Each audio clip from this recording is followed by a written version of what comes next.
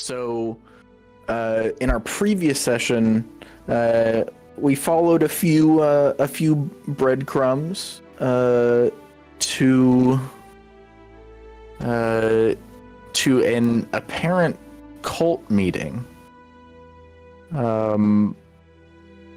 Not very many things are known about this cult, but from what we have gathered in the past few sessions is that this cult is possibly partially behind these lantern ghost killings, and after our large and maybe a little bit smelly and wet friend up on the hanging boat was dispatched, we found out that he had a role to play as well.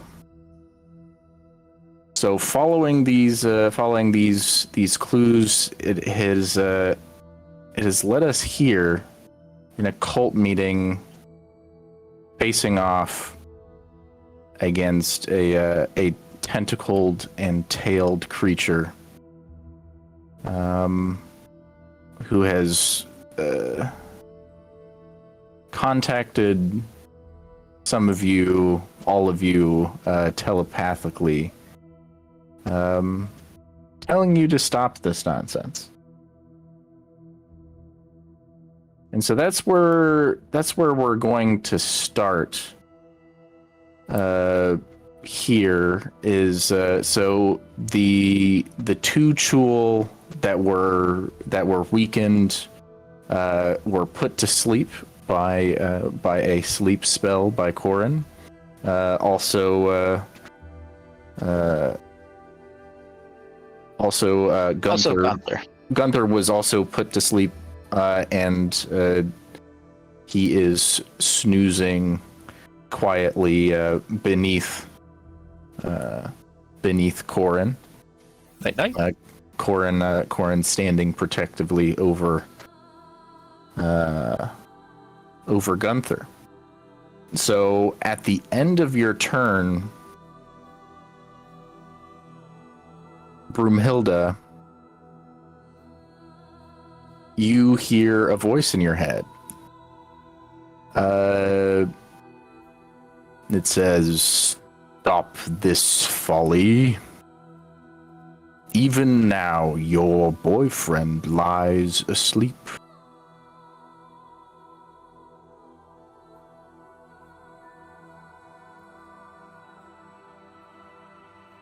Who said that? Are you the one with my dog?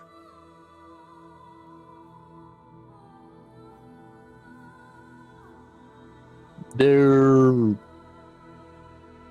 is no dog.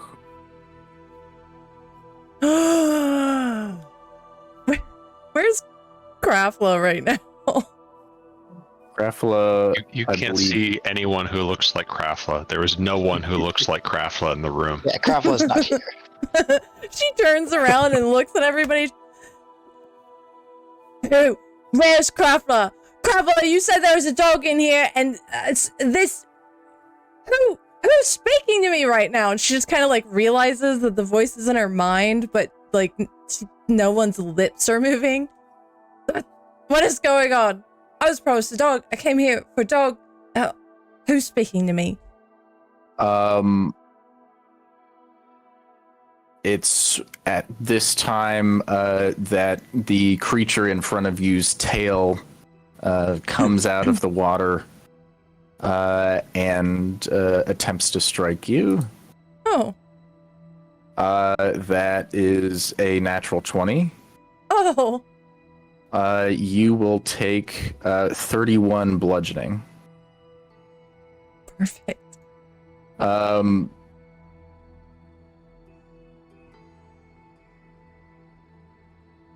Stop this nonsense. Your insignificance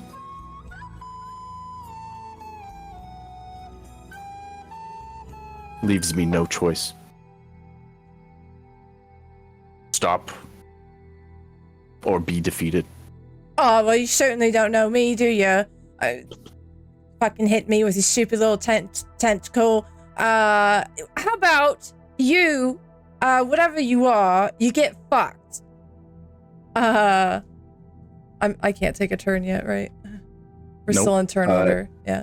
It is his turn. Yeah. Well, that was his legendary action, and now No. he will take his real turn to speak some more. Perfect.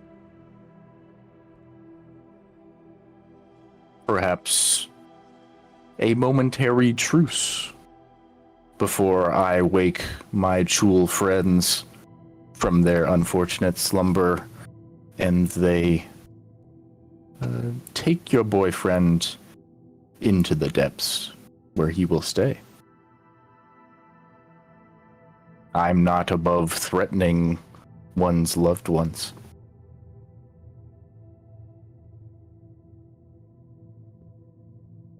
You better not touch my boyfriend. You bring my boyfriend into this, no, I'm gonna have to kill you. You know?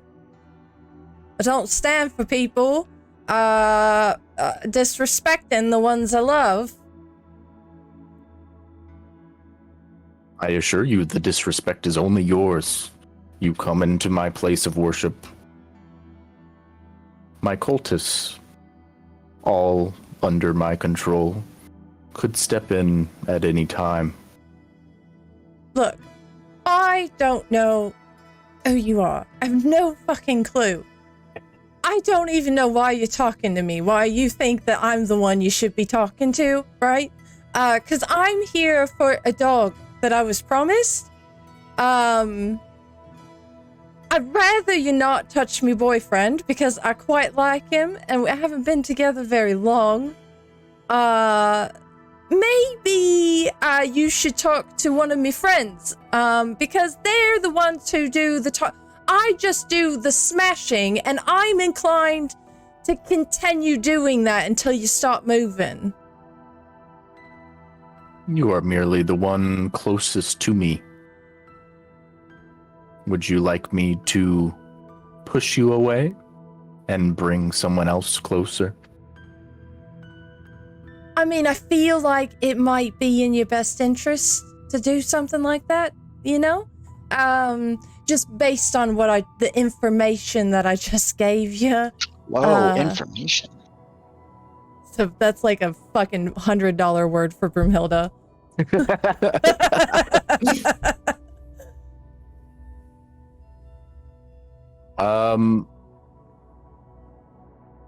So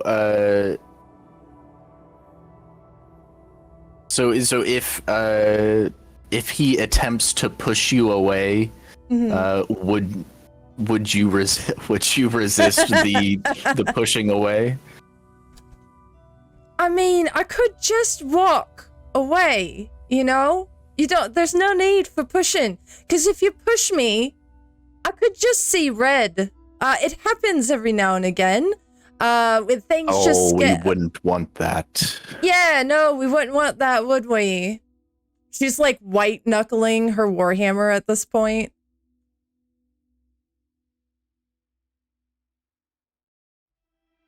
Step aside and bide. Yeah, the Broomhilda abides, and she like wanders away. Where's Gunther at? Gunther probably is pretty hard to see at this moment. Yeah. Gunther is beneath Corin.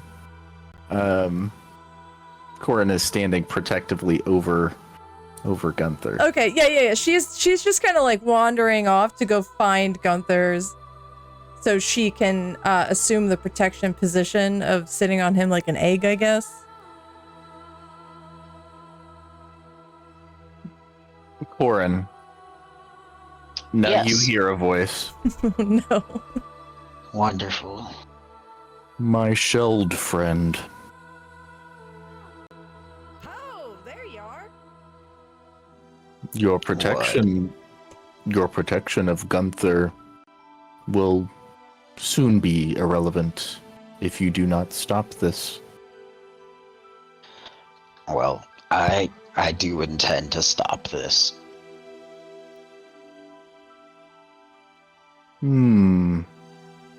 That seems duplicitous. I don't know. mean You're to the one who stop does all the this. talking. Oh, I assure you, this is not talking. This is a intimate connection between you and me.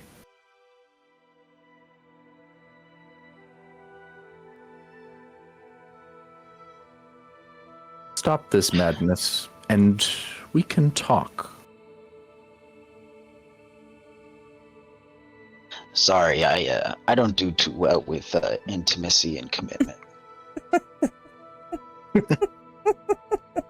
This guy's having horrible luck.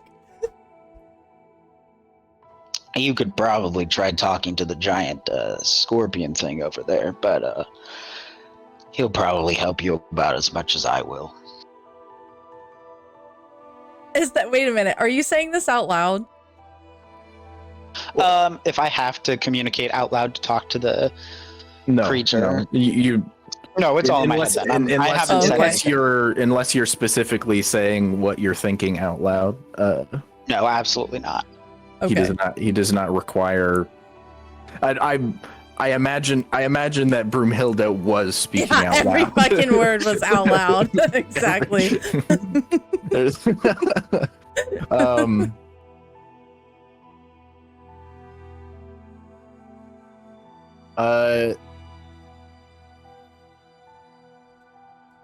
Gunther, your sleep quickly turns into a nightmare. As is tradition. As you kind of you're in a terrible expanse of water, struggling for breath. You are lifted out of the water by tentacled arms, and you hear a very similar voice. When you wake, do not show any more aggression towards my Chul friends, or I will have to put a stop to this once and for all. Between you and me, I don't have much more steam in me, so that's fine. Good. The first rational thought I've seen from you and your friends. Sleep once again. Now, Krafla, you hear a voice as well, and this is roughly happening at the same time.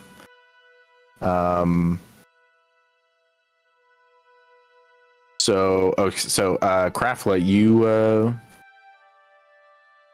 you also hear a voice. Oh, Krafla. You came in here with no plan?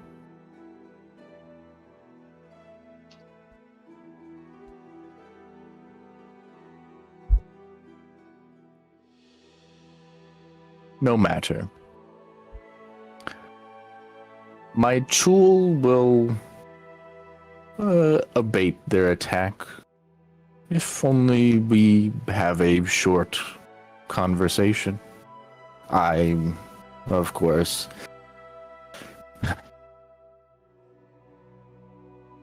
viciously overmatch you. Do not resist. What say you?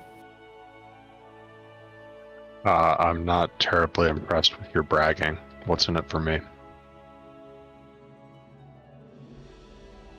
What do you desire other than the safety of your companions? Some of which are barely hanging on to their lives. I mean, I'd love to grind that aberration you call a face into a grind paste. Barring that, something that I can take to my employers shaped like justice for the Lantern Ghost killings. I see. Unfortunately, the Lantern Ghost killings must continue. My experiment must continue. Speaking of experiment, could I ask you a question? This is the only thing that I wanted. I am available for questioning. If, say, hypothetically, we were going to affix a saddle to you, where would I put that? Like, for, say, a dwarf-sized passenger? This hypothetically speaking. I love it. Amusing, for sure. But trust me, you are in no position for jokes. One short step forward, and I will dispatch your friend Broomhilda. Broomhilda's looking around at everybody. Why is everybody so quiet? It's like a deafening kind of silence. This is horrible. What's happening?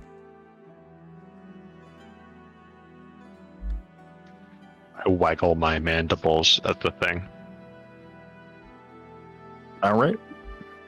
It will continue its assault.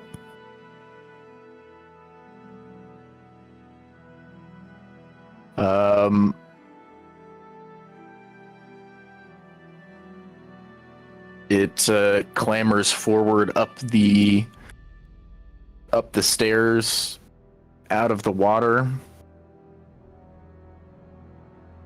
and we'll say that took most of its turn, and so it will only get one attack this turn.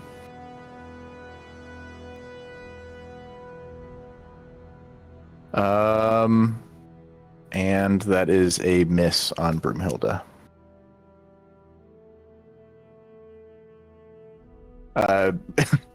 While he's doing this,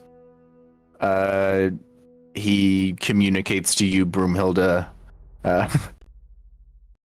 The talks with your acquaintances went very poorly. You mean me friends? Because they're my friends. You're not our friend, though, and I think you're about to be dead. Oh. Friends? Never. While I was in their minds, they didn't think of you like that. They thought of you more like a pet or something. Anyways. And that's when he strikes. But he does miss. Gunther, you are up and asleep, having had a very bad, quite a bad nightmare. I would think that most people are scared of water. I don't think that Gunther is much different. Especially when the absolutely. water is deep and dark and roiling and has tentacles coming out of it. Yeah, I think before probably a couple of weeks ago when the party came together, Gunther had never seen so much water outside of in his early childhood. Yep.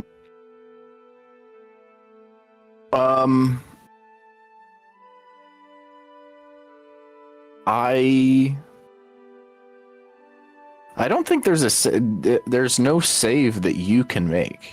I don't think. No. Correct, yeah. Sleep's a little fucked. I didn't realize Gunther's health was so low, or I wouldn't have done that.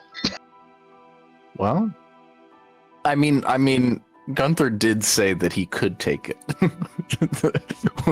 which turned out to be a lie. So, all right. Gunther's turn is null and void. Then it is one of the other sleepers, slowly drifting down to the bottom. Rafla. All right, my turn. Yep. All right. I think I will try to web this this beastie who is maybe a little bit closer to me on, I'm going to say, the south side of the room. Mm-hmm.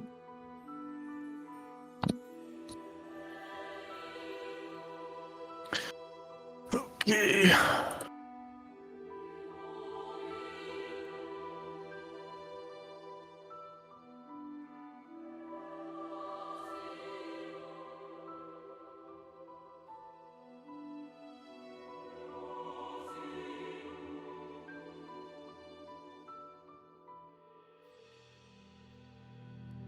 Where are my tools?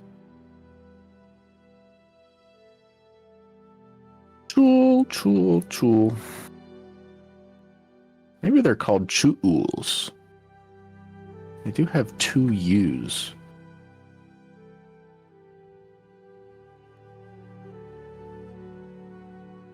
There it is. And what was your roll? Oh yeah, that is a hit and a web. All right, so that would put him restrained, I believe. He is restrained. I will use my bonus action to throw down a bear spirit totem in the center of the room to give everybody a nice little bundle of, what is that? 16. Do the thing. 5 plus my druid level, yeah, so I'm a level 11, so 16 temporary hit points.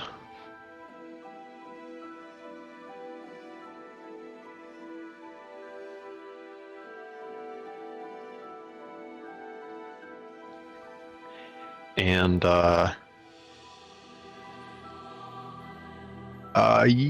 believe so. I would consider you an ally.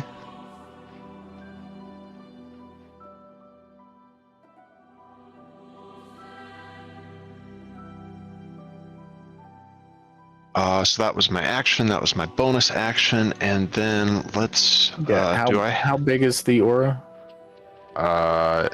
It is a 30-foot radius, I think. Okay, yeah. So it basically covers everyone. Yep. Yep. And let me see. I think I had. Do I have a handout for? I don't have a handout for my giant scorpion. So give me a moment to pull him up.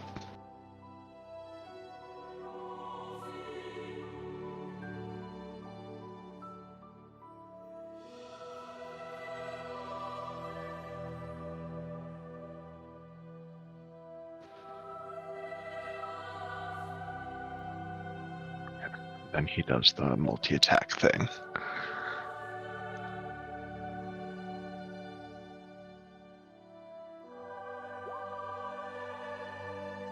It's the first claw.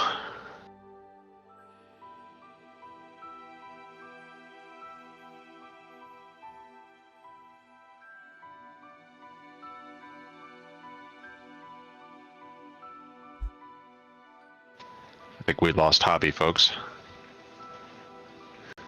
Brew. Oh no.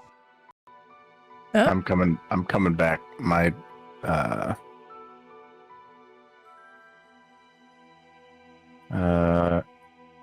Chrome just crashed for me, I think. Very cool. Very cool. My computer has been being very, very fun and cool and awesome. Can you still hear me? Coming through loud and clear. Okay, good. Just making sure it wasn't my whole computer. Okay. All right, I am back. All right. So we had a 14 attack roll for the first claw against your adjacent Chul to my scorpion. This one? All right. Yep. 14 does not hit. That would mean that 7 doesn't hit, and then for the sting, that's 17. I'm sort of liking to look at that. Yes. The sting is a hit.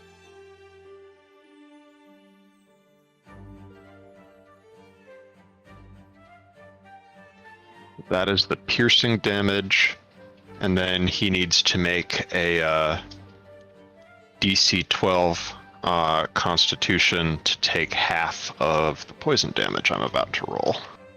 All right. Con save. Con save of 21, so he's going to take half damage here.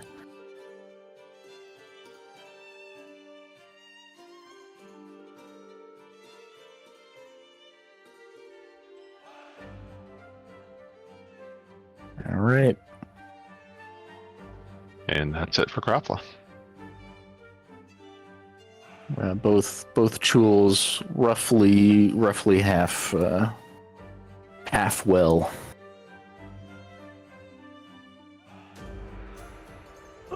Okay. Next up is another one of the Chuls that is sleeping, slowly drifting downwards, and then the webbed man.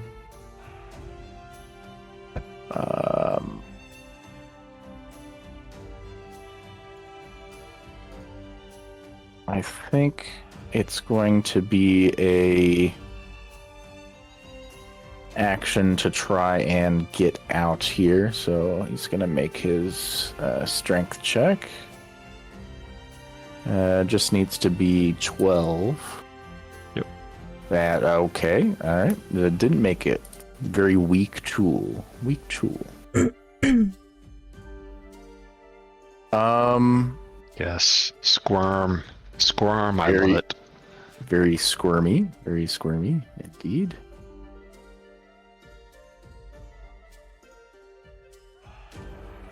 It is at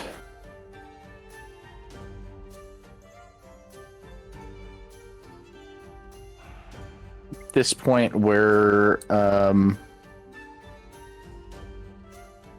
the big boy makes another tail attack on Broomhilda. No. That is 19 to hit. I believe your AC is 18. So that will be 15 bludgeoning damage. Okay. And it is your turn. Awesome. Thanks for those temporary hit points, Grapla. Came in use. How bad is Gunther right now? I would say you know a little bit about how sleep works, and knowing that he fell asleep means that you know he's pretty badly hurt. Okay. And also you can see Corin standing protectively over his unconscious body. So I would say probably alarm bells are probably going off. Yeah, I'm going to use my bonus action and cast Healing Word on him.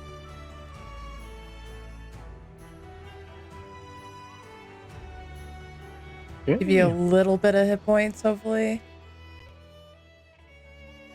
And then you... Hold on, you should get more points than that.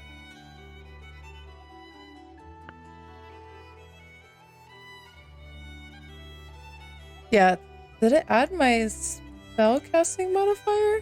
Yeah. Oh, okay. But yeah, Yeah. should have. It's Healing Word is just a D4 plus your modifier. Okay. A little bit back to you. Unless you use another a spell slot of higher. I'm gonna have my spiritual weapon that is still up. Bunk this guy. Bonk. Bonk time. Does 18 hit? 18 does indeed hit. Good. I'll take 8 force damage. And then I'm going to...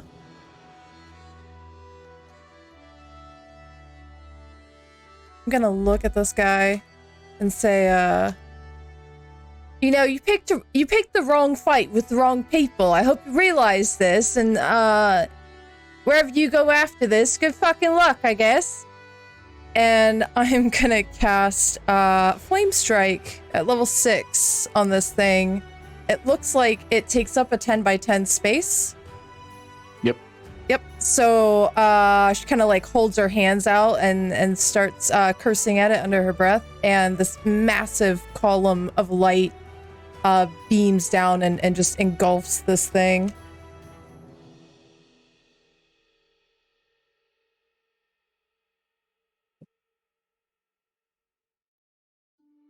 Damn. And it's a 17 dex save. All right. I got a 3. So you take full damage. I take full damage, so that's 37. Oh god. No, add the 5 as well. Oh yeah, okay, so 42. 42. And then I am going to use... I'm going to use my War Priest ability.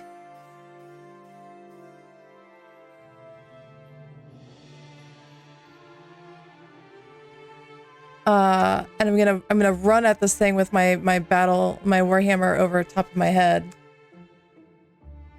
and say, "I'm not done with you yet." And I'm going to bonk it. Oh, hold on. I have my shit selected.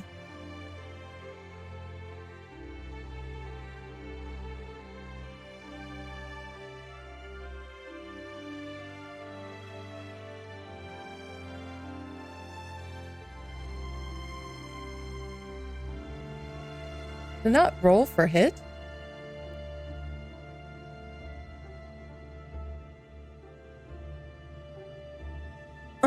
Why didn't it roll for hit? Is that top still the roll for hit? The top is Oh yeah, okay. right, so it's 21, right? Because of guided strike. Do you have guided strike? Yes. Yes. Okay. Wait a minute, is that the wrong thing that I use? Hi, everybody. I thought guided strike was just 5. No, But it's a also- plus 10. It is a plus 10. Hey, Jay, welcome in. Oh, there you are. Yep, sorry. Can I get a shout out for Lord All Gasimba? right, Welcome in, guys. so that is a hit, and And then it'll get an extra...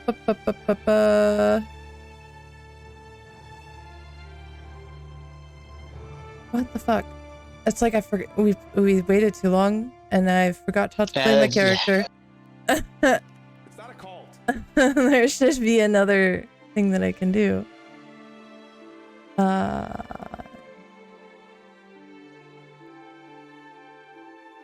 Oh, yeah. My Divine Strike, again, extra D8 with every, with one of my weapon attacks.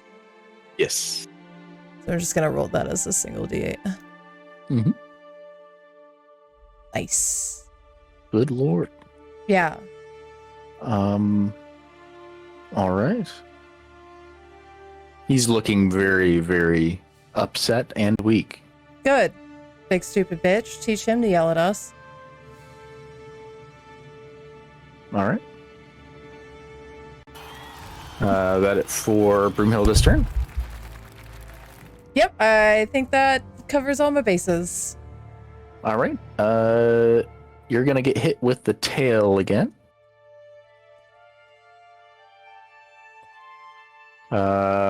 Actually not. That is only a 14. Next it is this Chul's turn.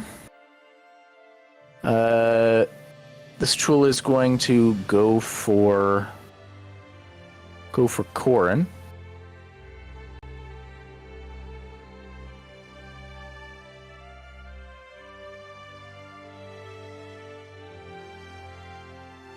Pincer 1. That's an 8, so that's gonna be a miss. Pincer 2, also a miss at 14. And at the end of that Chul's turn, we're gonna do another tail attack. Oh my goodness. This will be his last legendary action for this round. That is a 28. Yeah, you hit me. And it's going to be 20 bludgeoning damage. Okay. I rolled very, very high. Did that last one hit me? I think I missed that. No, the Okay. last one missed you. Cool. Last one missed you. It was only an 8. Yeah, I'm hanging in there. Corin, it is you. Yeah. I have some spicy things I want to try and do, and hopefully it works out for the best. But it might not. So I am going to, still just standing here, I am going to cast Ice Knife on the one who is not restrained. And Okay. I am going to use this, which somehow has eluded me for 15 frickin' levels. But I'm going to use this to gain advantage on my attack roll. Okay.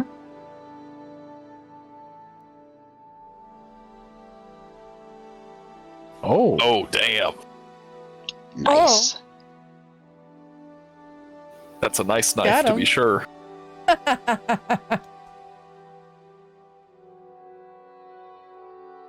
Okay, so that is that's 10 damage for sure. Yep. And then that 13 damage is going to hit, including myself. Yeah, let's see what That's kind of dex save, save we got. And that would Okay, hit so- Gunther too, right? That would hit Yes. Gunther, yes. Excellent. Amazing. Awesome. Okay. And so it's this is for no damage, correct? What since you're unconscious, it's an automatic hit, isn't it? Yeah, you failed strength and dex saves. Yes. You better not get my boyfriend killed. But when you take damage, you wake up. Yes, I do. Good morning. what a rude awakening. Just like you used to do with my dad, right? Oh my Oh, Rip. that's- Yeah, exactly. Oh my Exactly. gosh. Yep. Like father, like son. And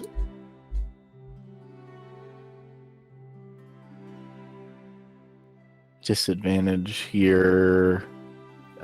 Okay, so pass and fail.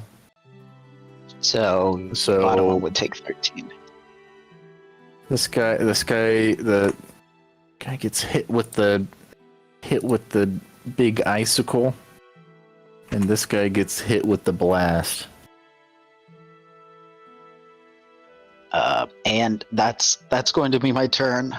Just wanted to make sure that you noticed that that second paragraph of Tides of Chaos.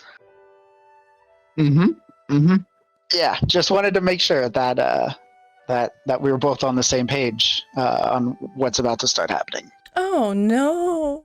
Oh yeah. Oh no. Don't you put that evil on us, Ricky Bobby. But yeah, that's my turn. All right. It is now Big Man's turn once again.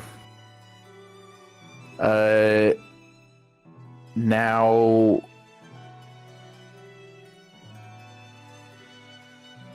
I think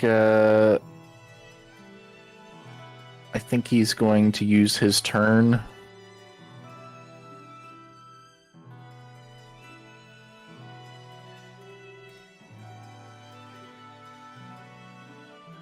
to disengage. Do I get a attack of opportunity? Not when he disengages. Oh yeah.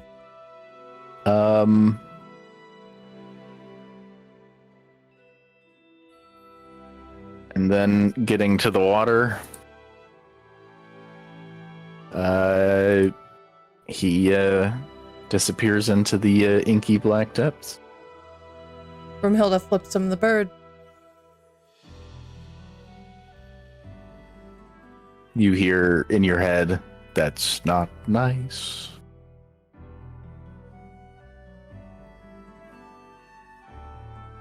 Gunther, you're awake. Gunther kind of rolls over onto his back and sees just takes a quick scan of the battlefield here. These Chol, they've been sinking into the water, or are they kind of at level with us right now? These ones? Yes. No, they've broken through the boards and are kind of just like propped up using their claws and stuff on some of the boards. The other two are completely out of sight. The ones that used to be here. Understood. Yes. Okay. Yes. I think what Gunther will do is he'll go ahead and stand up and move to the space behind Corin here. Sure. Just assuming we can't occupy the same space there. And Gunther will, let's see. Let's go ahead and second wind, and then we'll take one strike with one of the short swords against this Chol right here. Okay.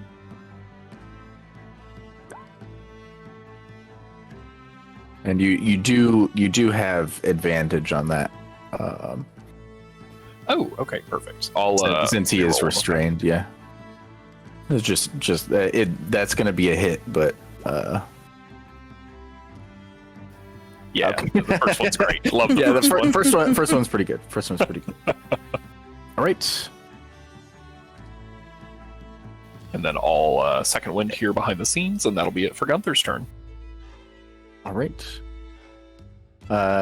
Very, very weak. This Chul, very, very weak.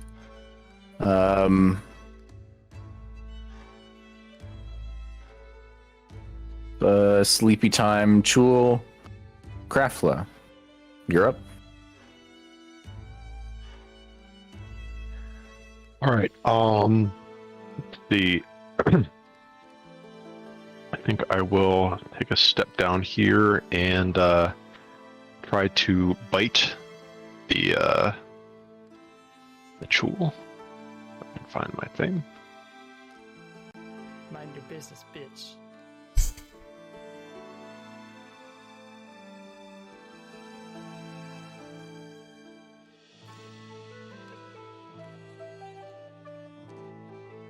Chomp, chomp. And then I will do my rolls for my my scorpion against the other Chul.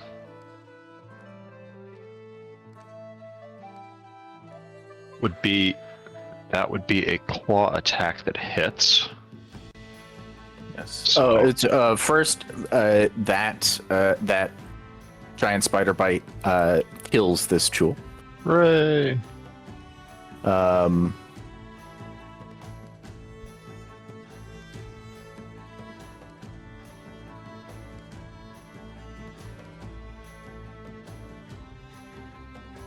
And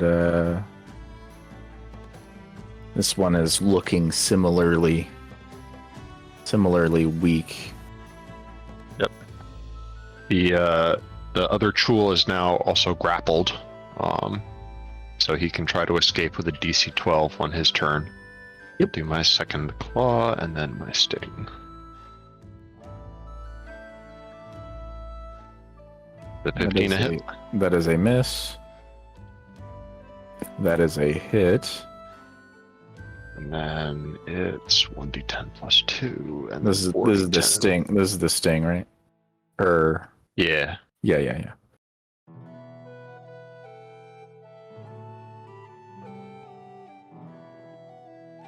That's the piercing and the poison, respectively. That is a kill. Both Chul have been dispatched.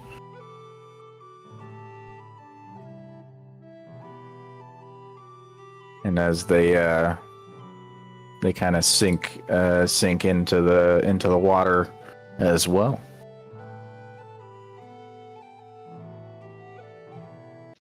And I think I'll use the rest of my movement. Let's see, 5, 10, 15, 20. I can sort of get over to like maybe here-ish, something like that. Skittering across, heading towards where the tentacle beast escaped into the water, and that'll be the rest of my turn. Sure. Broomhilda. Yeah, what's left? There is nothing left except for the tentacled beastie that just disappeared into the water.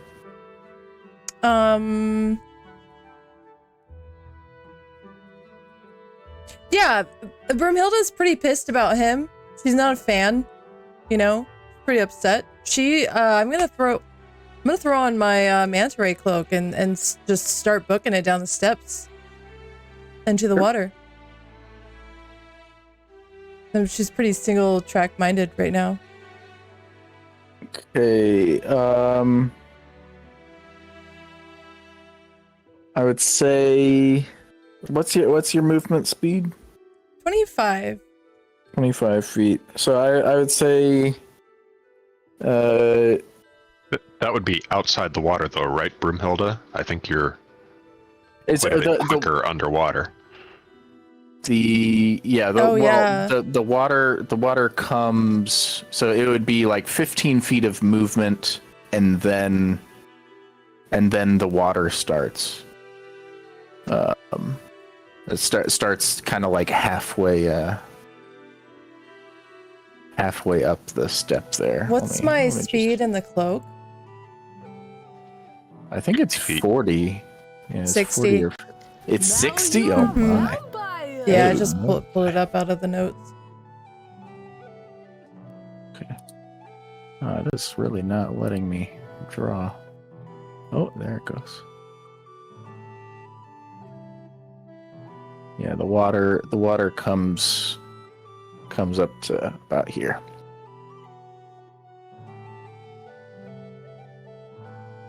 Yeah, so I got about 10 more of my movement speed.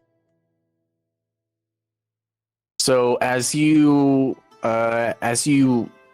come under the water, the surface of the water, you see that this is a long, like you don't see any end in sight. A long kind of hallway, completely submerged. No lights. Just a long hallway, and probably about so that's 15. So about 30 feet in front of you. Mm-hmm. You see the creature.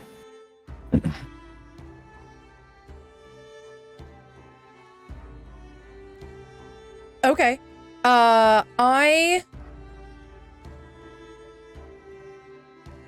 I'm going to cast how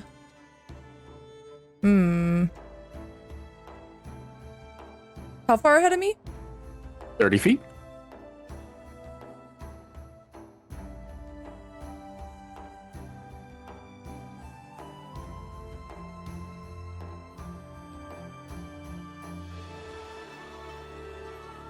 Oof.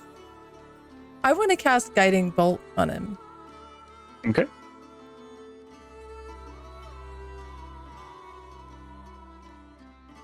I'm going to basically go as far as my movement speed will allow me before casting. Mm-hmm.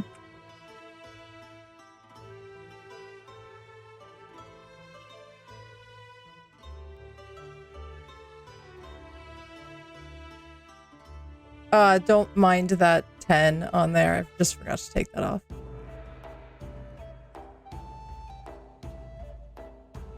That is a hit. Yeah, it'd be the 26, so 24 damage. You see the bolt strike.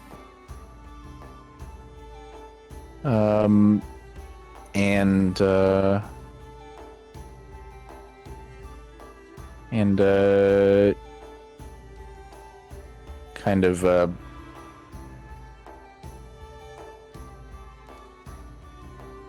looks like it stunned the creature.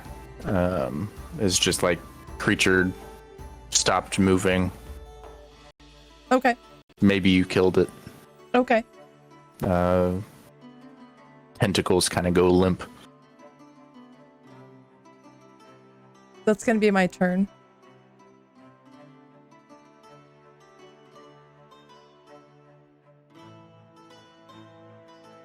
Okay. One of the dead jewels, and Corin, you're up. If I see Broomhilda run into the water after this thing, I'm going to chase after her. Sure. So...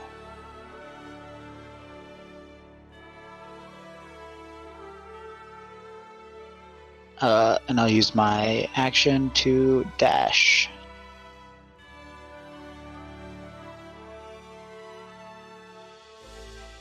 And hopefully I can at least see her. But that's my turn. That's all I get to do. Sure.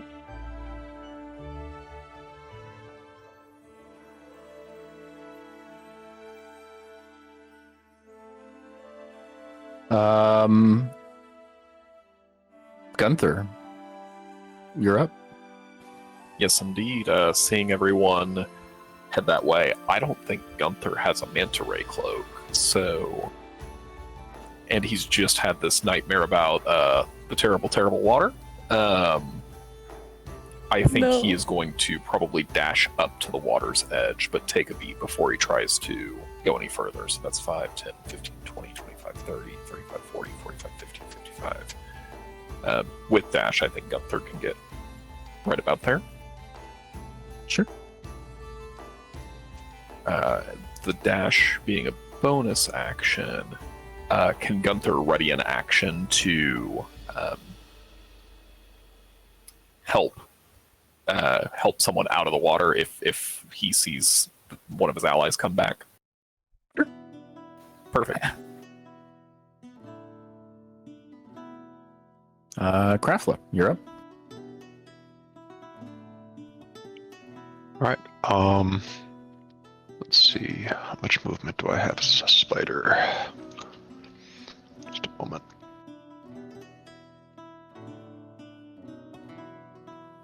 I have a 30-foot move speed as a spider. So I can get right to the water's edge.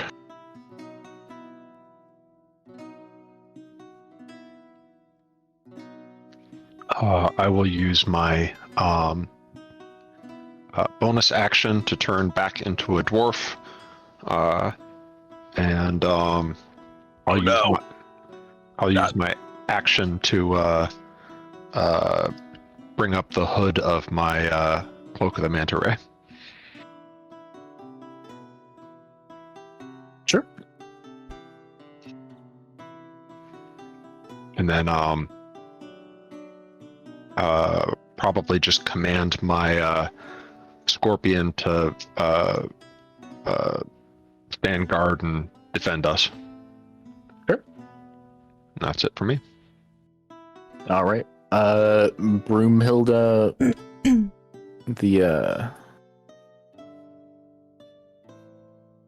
the creature kind of floats. I guess not floating. Sure. We'll call it floating. Floats there, motionless. 30 feet in front of you. Yeah, I'm gonna swim forward. I'm gonna grab it by one of its tentacles. Does it have any reaction to that? As you attempt to grab the form, your hands pass through a phantasm. Similarly to the shark. This bitch. Now you can, as your hand passes through, you see probably about 150 feet now in front of you. So, wait a minute. When I was hitting it with my axe, it felt like I was hitting it? Oh yeah. Okay. But the form that you just launched the guiding bolt at. I'm gonna use my dash action then. How far down did you say? After the 30 feet, Mm-hmm. That would be 150 from that point. That there's just nothing. What? No. You can see the. He actually like kind of like subtly glows a little bit. But yes, Okay. you can see the creature very, very faintly, but yes, 150 feet in front of you. Okay, so Just down this 10 by 10 hallway. yeah, instead of dashing, 1 second.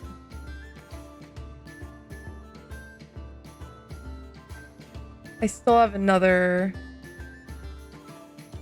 30 feet after I get to the illusion.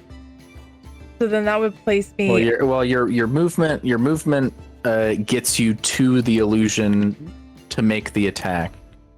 30 feet?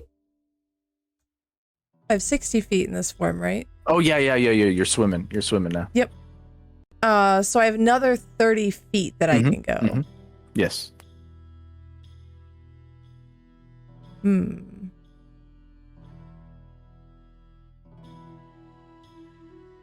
And if I dashed, that would put me 60 feet from him. Yeah, I'm gonna dash. I'm gonna take my action this turn to dash forward and just start fucking trucking it with my tiny little legs and my super cool cloak. Like a fucking bullet under the water. All right. And that'll be my turn.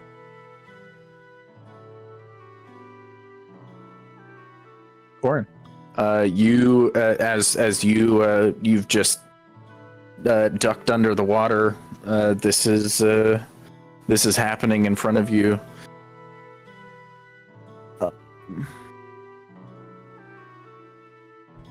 Trent. Right. So you said it's how far away? All right, I'm trying to try to keep the distance. I don't have a map of this hallway, but If you made it to where Broomhilda was, then it would be 180 feet from you. yes, Oh, good God. the creature is 180 feet away. However, you have not interacted with the phantasm yet. Yeah. So I see it close. You are. Would he have You not still- seen Broomhilda just like swim through it? Oh yeah, you would have seen you would have seen you swim through it, but let me look up the wording on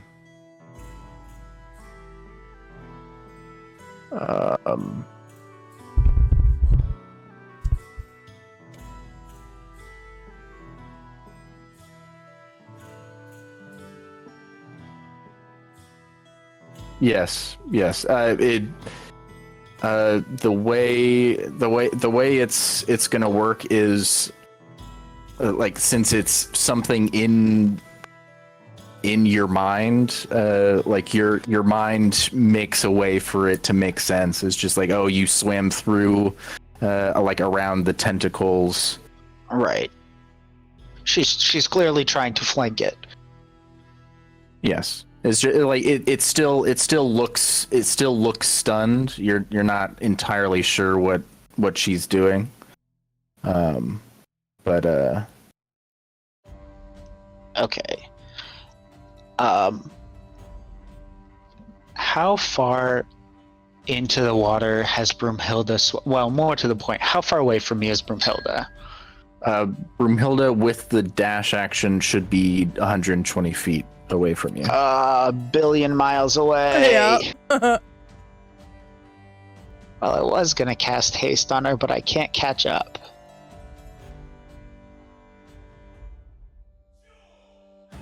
So instead, oh gosh, can I see the two gentlemen behind me if I turn around while in the water?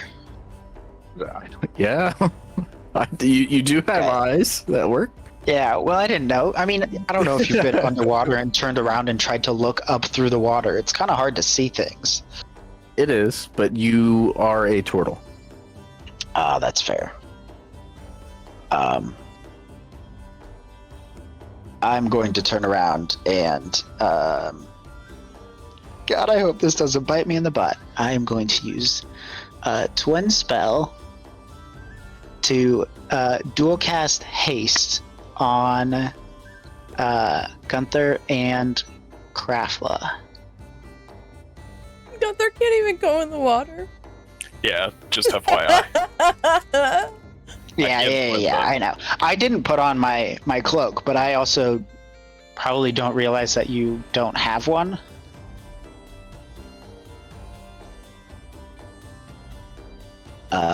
Yeah. No, this has definitely been discussed before. This, right? Yeah. I think this has come up. It's definitely come up before that. Oh, then I'll never mind. I'll swim back up to the surface because I just barely gotten in.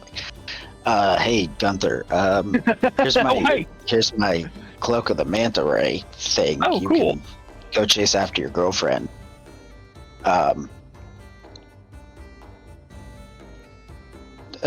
Dual casting, a twin spell, haste. Sure. Hell yeah.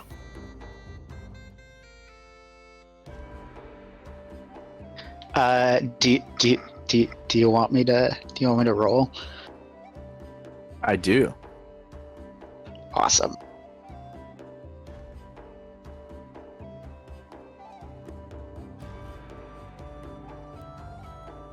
I rolled a 78. Okay. Oh. Hmm. 78. You cast polymorph on yourself. If you fail the saving throw, you turn into a sheep for the spell's duration. All right. Ah! All right.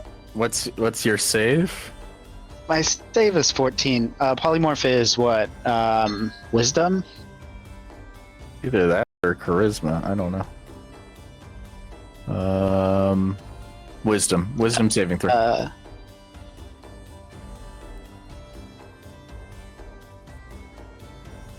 I'm a sheep for the duration of polymorph. Oh, So I swam up, handed Gunther a cloak, cast haste on a bolt, and turned myself into a sheep. I mean, that is. Oh my. Oh my gosh. You're a sheep for an hour. For an hour. It says for the duration. Oh my. Ma. Ma. This is amazing. Ma. Okay, so Broomhilda, you are 60 feet. Yep, from... I'm 60 feet away. Yeah, you're 60 feet.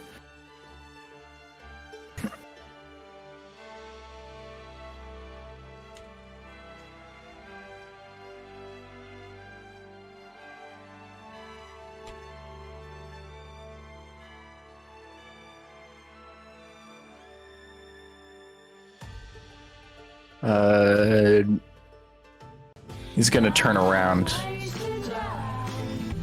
swim back to you, and attempt to strangle you to death with his tentacles. He's going to use all 3 of his tentacle attacks. Joke's on him. Has he seen the size of my neck?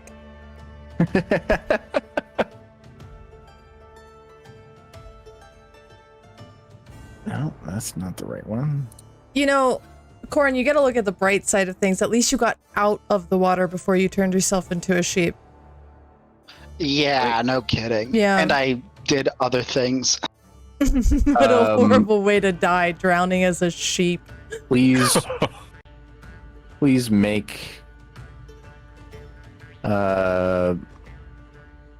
please make a DC 14 con save.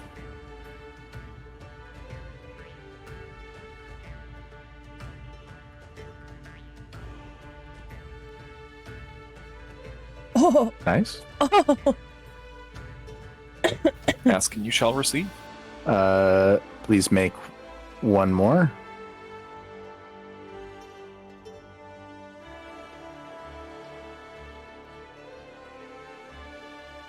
A. Also a success. And the third tentacle. Also a hit. Wait. I'm gonna use a luck point on that and reroll. All right. How lucky do you feel? Big girl, thick neck lucky. Very. Okay, so you are. You feel something something was very gross in those tentacles Oh. that you have fought off.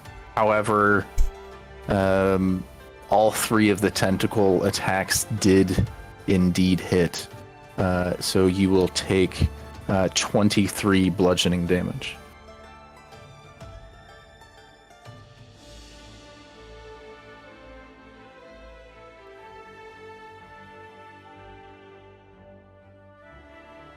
Gunther. Okay, so I want to make sure that I'm thinking about this correctly. So you can go 60 feet with the Cloak of the Manta Ray, and with haste, that's doubled. Mm-hmm. Right. So what? But you would have to take. You would have to take an action. It's a bonus action to put up the hood, but to put it on, I'll say that's probably going to be an action. Okay, so action. So you could action. move 120 feet with Okay. haste. Okay. Let's do this. Would Gunther understand what just happened here with Corin? I don't think so. Corin doesn't even know what the hell just happened. I think he just turned into a fucking sheep. Like we haven't seen Corin do a whole lot of wild magic stuff. No, you haven't This is- seen him this do is the any first- magic, this is any the wild first- magic. Wild magic we've seen. That's very Also, true. Hobby, can you put my my token, my new token onto the board?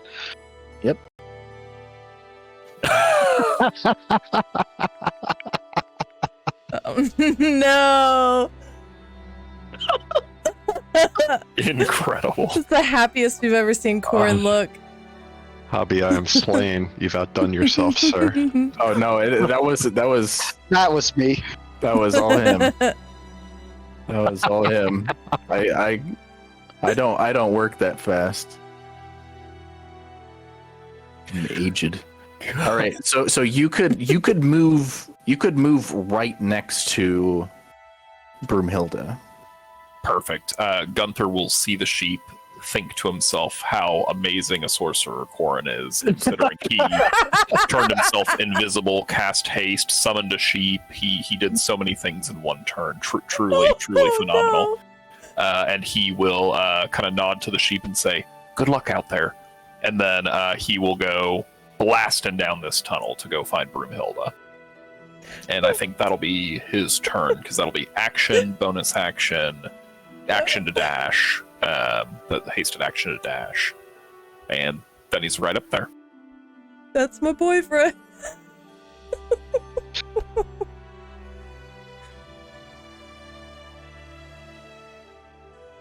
We're like 2 peas in a pod, but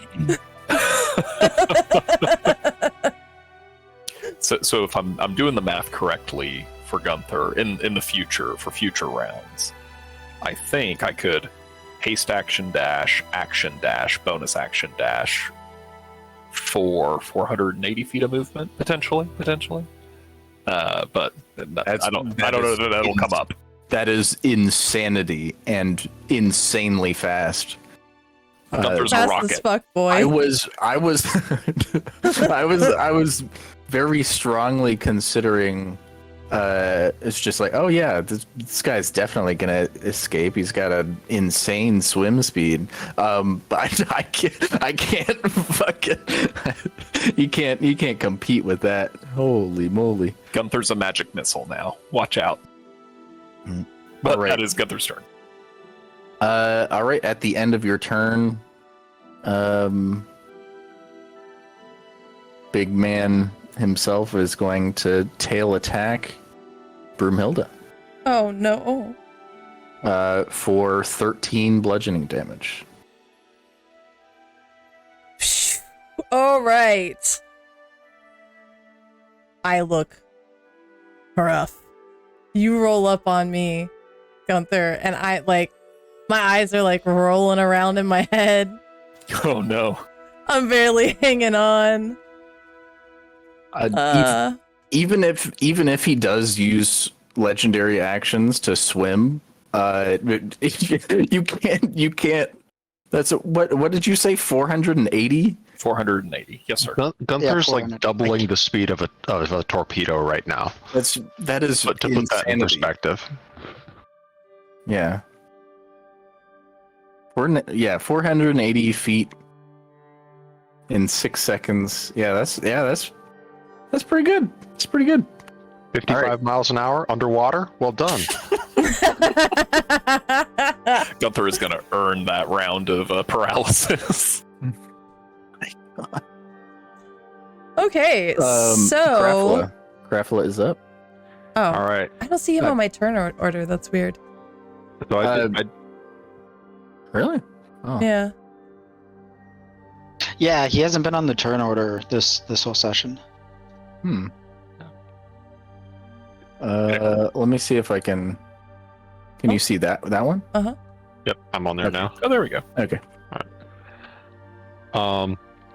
So I did my prep last round. I've already got my hood up, so I'm going to jump right on in, and got 120 feet of swim speed. How close does that get me to everybody else?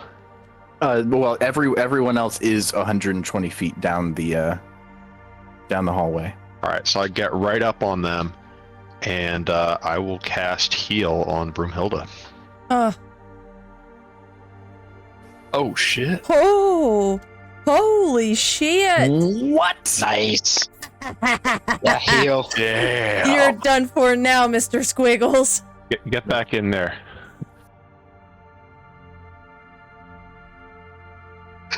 We're kind of badass. Basically. That's fucked up. Holy shit. Gunther doesn't even have that much health. Maximum. Yeah, neither do I. I have 58. All right. At the end of your turn. Wait, is that the end of your turn? Yeah. Yeah, I think so. Oh, yeah. Scorpion is protecting the cultists. The cultists are still motionless. Okay. At the end of your turn, the tail attack is going towards Gunther. Oh, I guess the only other thing I would do would be I would drag my spirit totem 60 feet towards me. So it would still be about 60 feet behind us, but starting to catch up. 30. Yeah, so it would like just be in the water at this point. Yeah. Okay. Tail attack on Gunther. Cool. And I've got a 15 AC right now with haste. I rolled a 27. Pretty close. Oh. Pretty close. You will take 13 bludgeoning damage. Can I uncanny dodge to have that damage? You can see the attacker.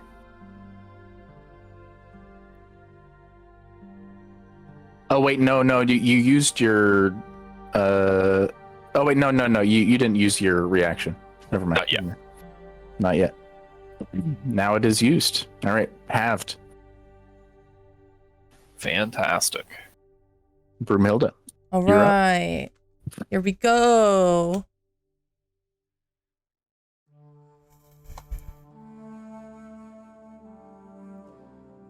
I would like to, as a bonus action, resummon my spiritual weapon. Right on top of this guy, because it's got 60-foot reach. Yep.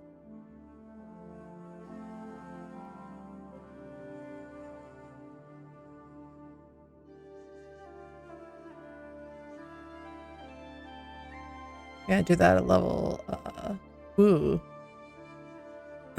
level 3. I'm assuming that doesn't hit. It does not.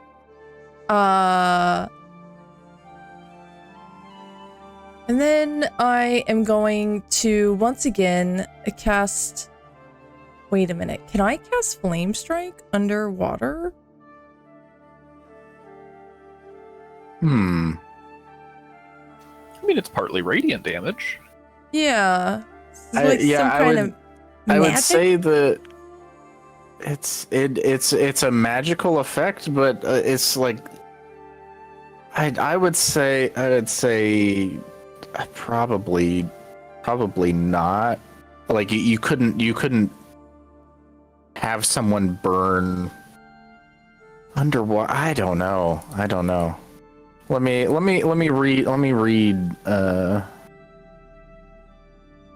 read the flame strike. There you go.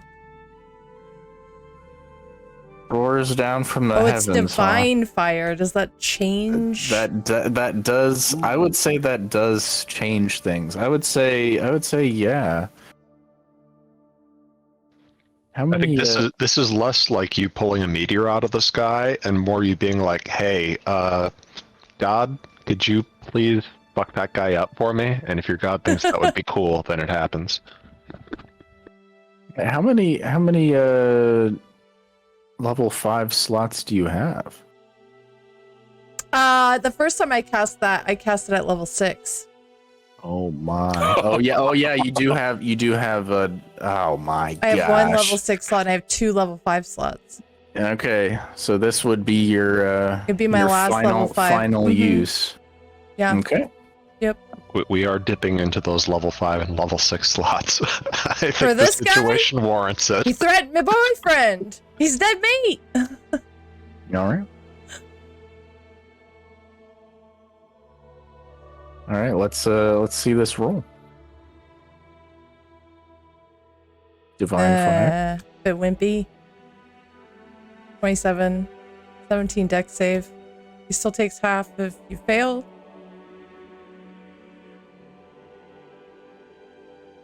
I fail. So I take what, 27? Yep. Magical fire and radiant damage. Yep.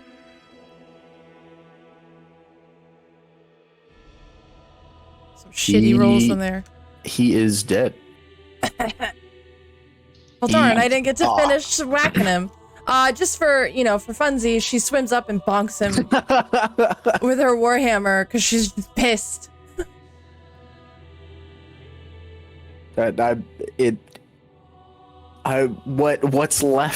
What's left of him after the divine strike from above gets thoroughly whacked.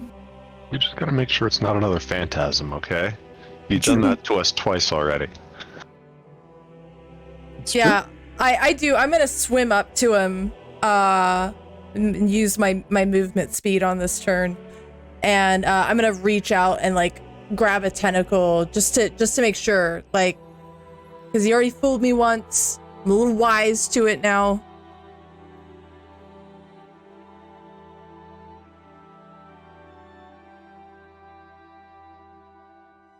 All right.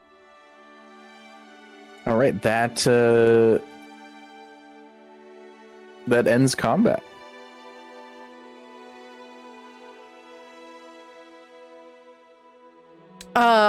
Broomhilda like grabs this massive floating tentacles, like grabs what she can, and she's gonna start swimming it back out of the tunnel. And she has like the most like determined look on her face right now. She is super serial. Gunther Aqua will just help with this. immediately helps. Same thing, grab a tentacle and start swimming right alongside her. Gunther will push from the back with his torpedo power.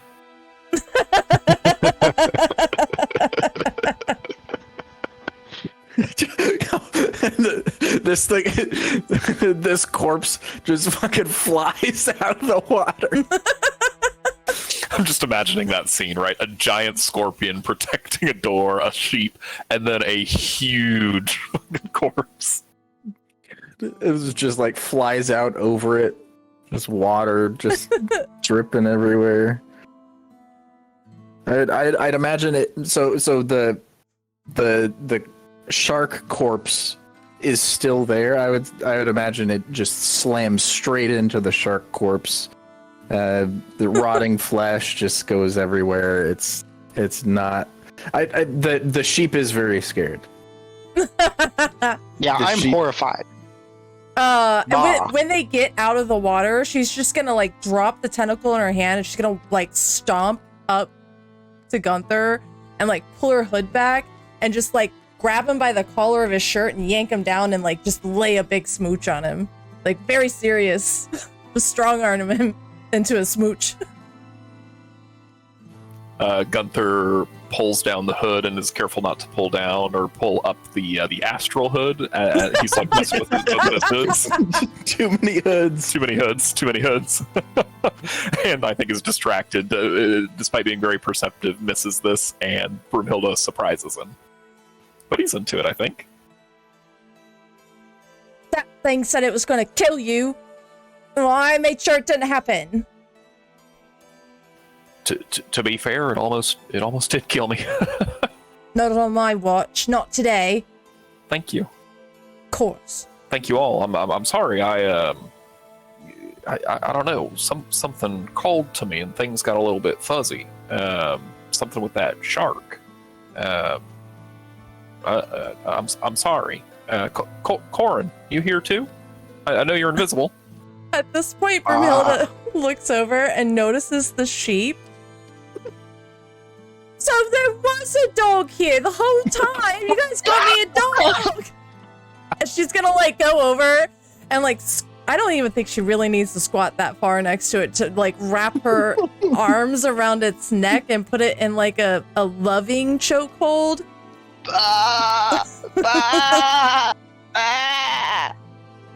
Oh, don't be scared, little dog. That thing's dead. It's fine. I got you now. Mommy Broomhilda's got you. Would you like a sausage? I got some sausages in me pocket. And she like pulls out one of the what would be very old, very wet sausages and tries to feed it to Corin the sheep. What are you gonna name that dog? I don't know. I haven't thought that far ahead.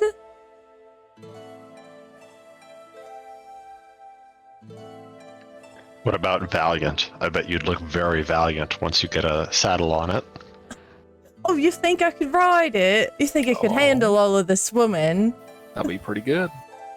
Yeah, I like that. Valiant. Valiant the dog. May I suggest a comma and a title for Valiant the dog? Yes, please. Valiant, I mean, he would be our dog after all.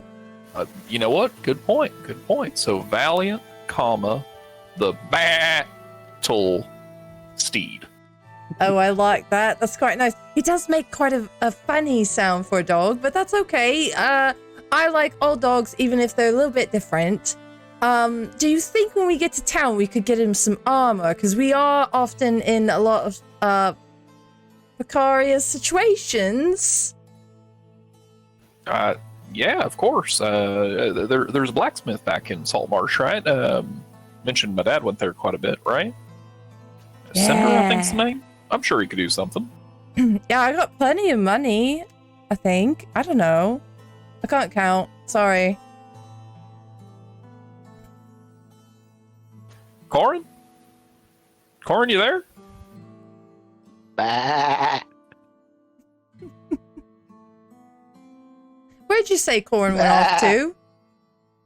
It was something legendary. I mean, I've never seen such power before. He came up out of the water, handed me his cloak, told me, "Quick, you've got to chase after Broomhilda," and cast some kind of spell, gave me some kind of power. I'm still feeling it. I'm still feeling that power. And then he turned invisible and summoned this sheep. I've never seen a sorcerer with such power before. Summon a what? That's a dog. What are you talking about, Gunther? Oh, sorry. I think that's a breed of dog. Oh, it's Sheepdog. Do you think it's like one of those fancy northern breeds? I can see that. Yeah. Yeah, for sure. Yep. I mean, he's got all this fur on him to keep him warm. It seems like. Me wisdom tells me maybe that's it.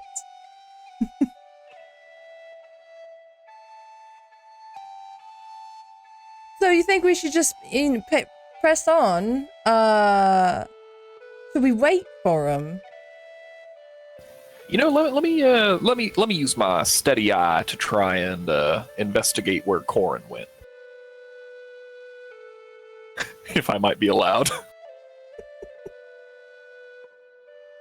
Say that again. May I use the steady eye feature to try and investigate where Corin may have gone off to? I think absolutely. So just investigating this general area. Yeah, for sure. Okay. Sure. Yeah. Okay.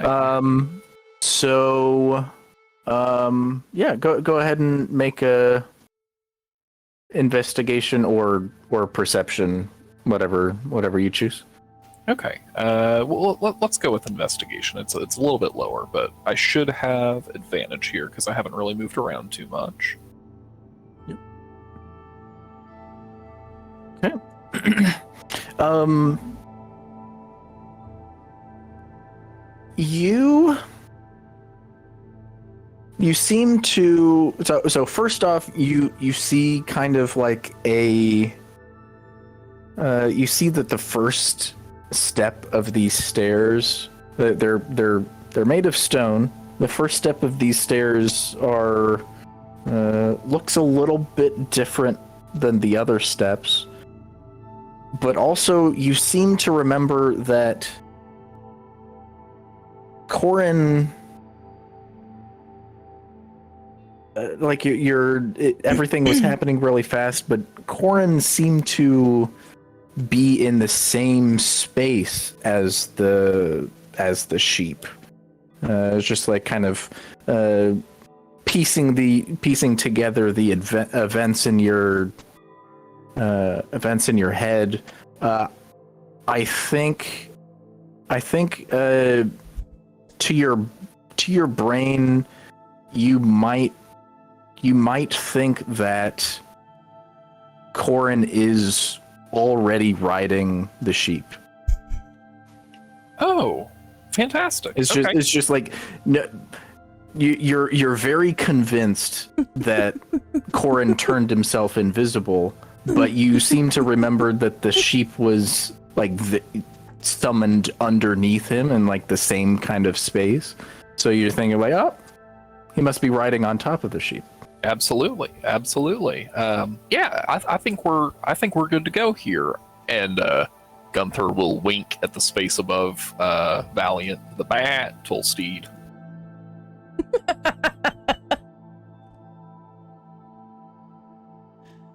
Oh my god.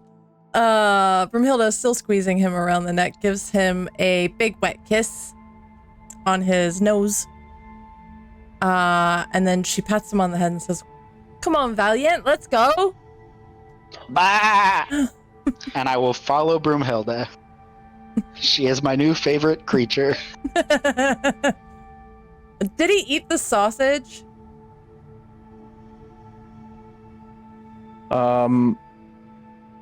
Yes. Perfect. She gives him another one for being such a good boy. Oh my gosh.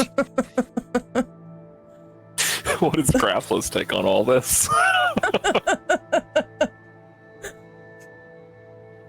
Grafla is pretty Grafla is pretty darn sure that the sheep is Corin, and also that pointing that out would earn him a thrashing from Broomhilda for lying about the dog, and he is absolutely going to let this ride.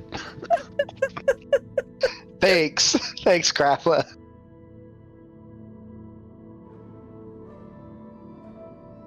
You don't know that you're a sheep, but like I'm just a sheep.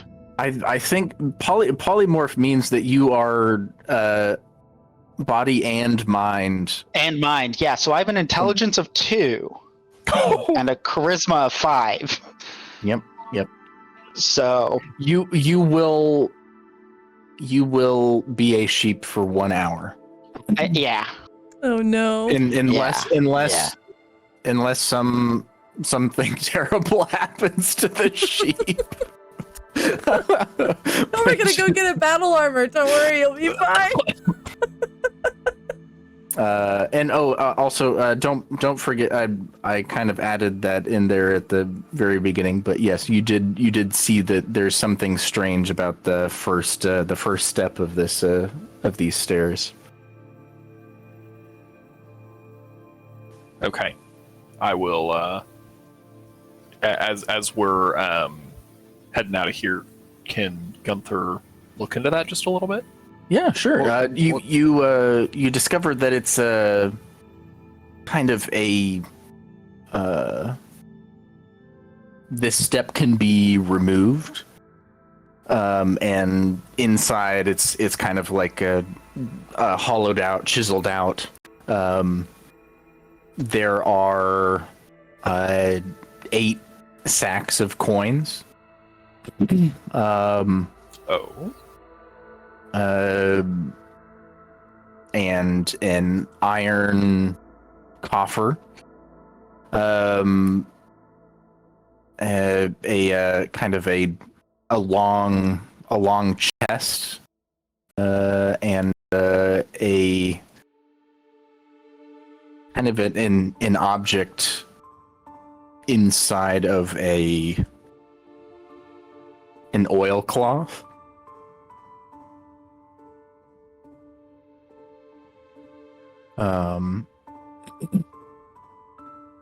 It's kind of like a waterproofed kind of sack.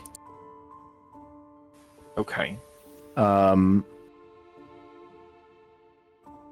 So that's what's in front of you as you kind of remove this first step. And the iron coffer is different than the long chest. Yes. Okay. Gunther will call over Krafla, because I think Broomhilda is preoccupied.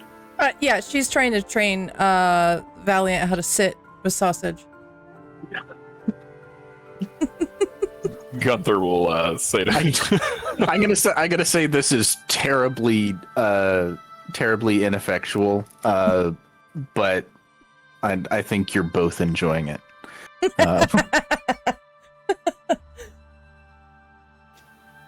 Krafla, it looks like there might be a little bit of loot to be had here, and Gunther will give 4 pouches of coins to Krafla. He'll keep 4 and say, we can divvy these up amongst Broomhilda and Corin as soon as they're a little bit less preoccupied, I think. Yep. Yeah. What's in the chest and the oilcloth? So as you lift up the sacks, the little coin purses, it is very clearly just filled with coins. The chest, if you open it, it has oh, lost somebody. Yeah, Corn said he's having Discord issues. Yeah. Oh, okay.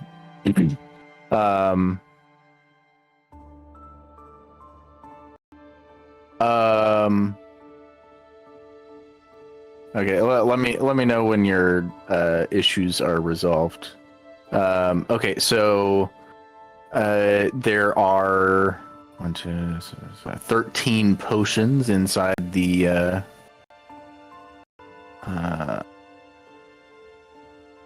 chest, and inside the oilcloth you see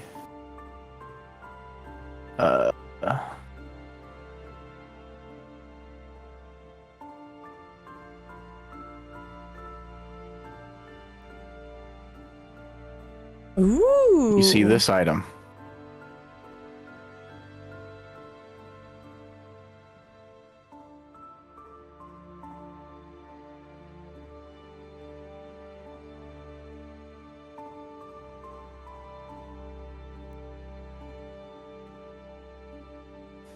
Absolutely exquisite piece of instrumentology.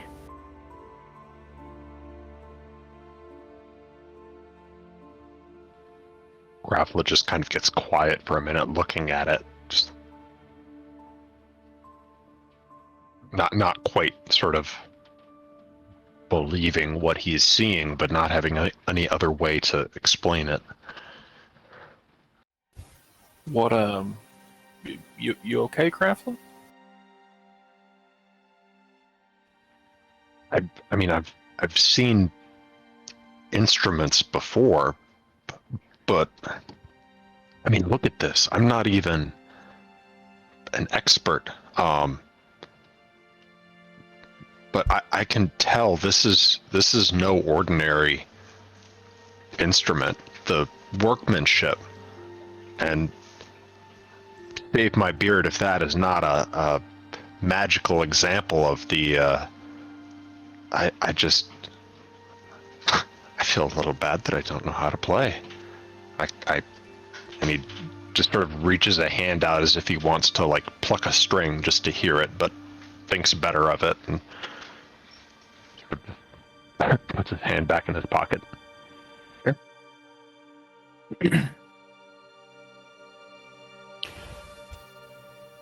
Gunther will also take a look at that iron coffer if he can open that. Yeah. It's nothing. Nothing is locked here. There is inside is just like between 15 and 20 pieces of jewelry.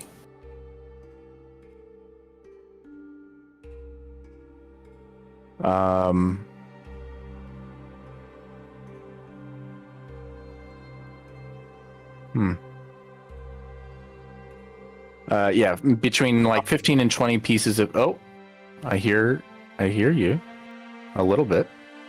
I'm back now. Yay! Awesome. Welcome back. I mean, Yes. Ba. You're back.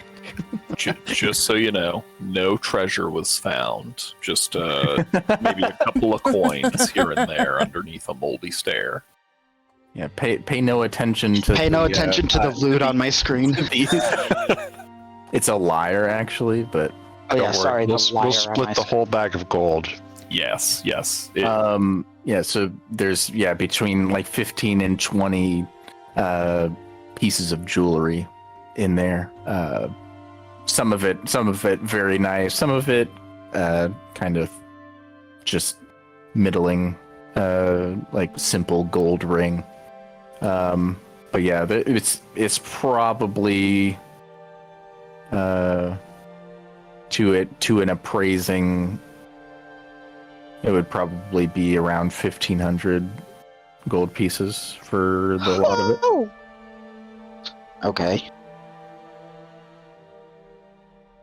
So Gunther will take that jewelry and say, should we go ahead and get out of here? We can split this up once we're back in a maybe more safe place. Absolutely on the safe place thing, there are two things on my mind. The first is hoping real hard that all those cultists who are creepily lined up in the corridor have perhaps snapped out of it and found better things to do with their lives. And the other is wondering if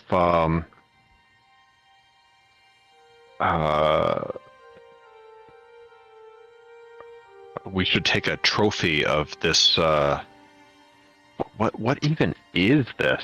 He sort of pokes the beastie with his boot. Is someone gonna want to see this as proof of what we've done? If we know what we've done?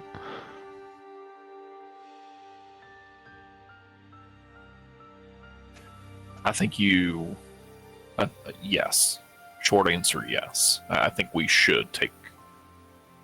I mean, I don't know if we can take its head per se, but I can't make heads or tails of this thing either. But it does it look similar to that drawing we found in Debrez's prison, or not Debrez? I'm sorry, in the prison cell for Jarme.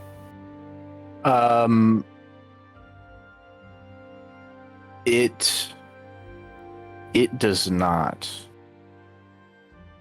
Oh, interesting. Okay. the drawing that we saw.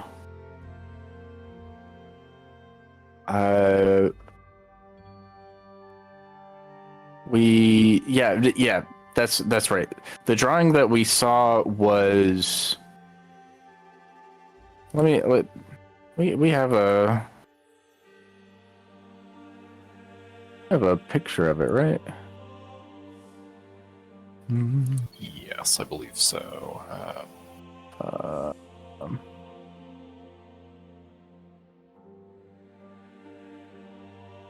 Yeah, I think it's the asylum under Yeah. Eyes. And so the one to the right, that creature aligns with what you see. The other creature that has the chains binding it, that is something different and something that didn't remind you, because I don't think you saw it, but it reminded the rest of the party of a kraken that they saw in the Doom Vault. That's right.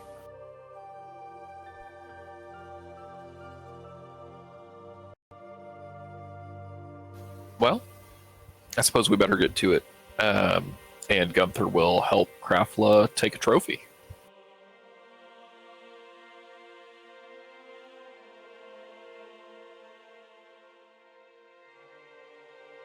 I would say probably about this time.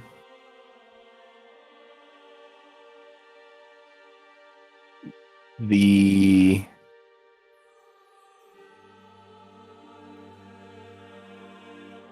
cultists start moving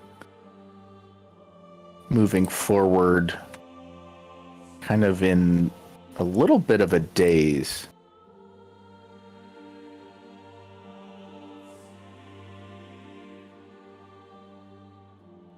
They see the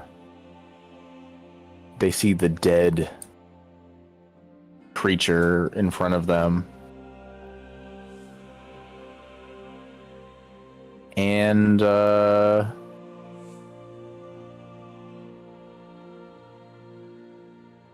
think they take one look and then start to run back out the way they came. The Whisperer's dead, you hear some of them say.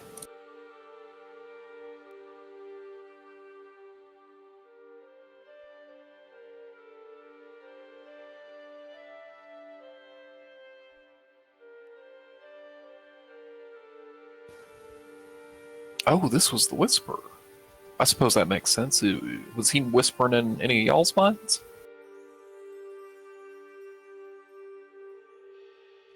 Mm-hmm.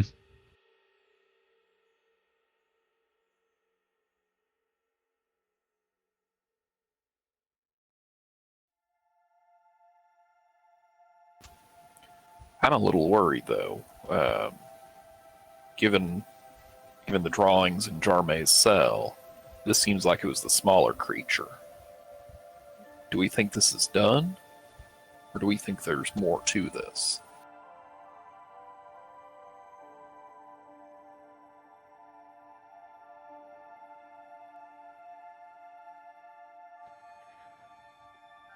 I think it's done enough that we could at least check back in with our patron. Agreed. Gunther will also make sure those 13 potions are taken. If Krafla did not grab them all. Taken as in you're pouring them all into your mouth? Like a hurricane. Want to see wild magic? I'm a bit of a scientist myself.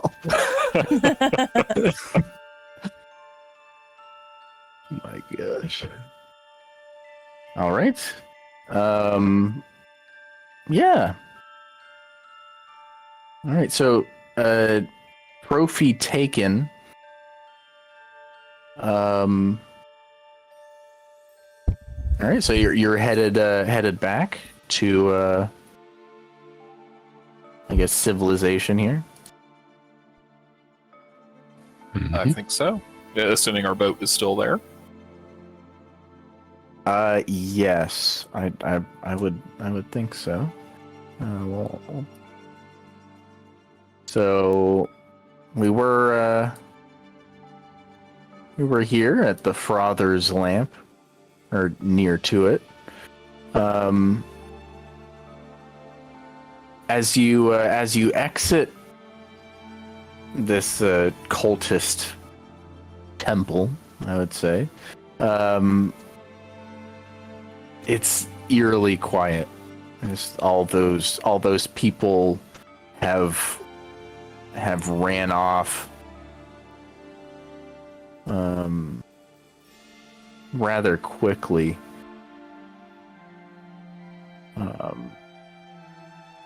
There's only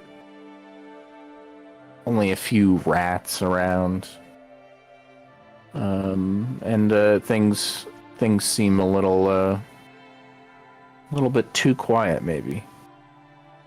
But your boat, little jolly boat, is still there. And yeah, you can head back to the ship,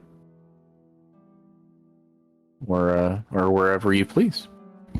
Where are you headed?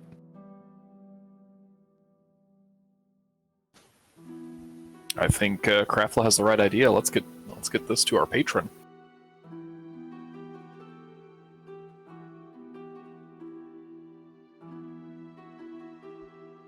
Yeah, Broomhilda's just following along with her dog.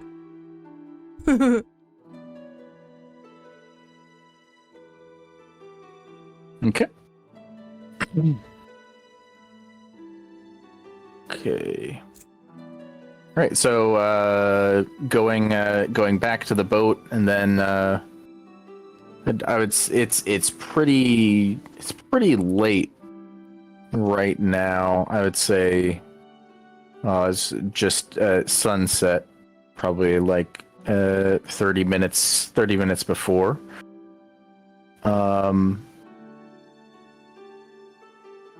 So I'd say it's probably like 8, maybe 9.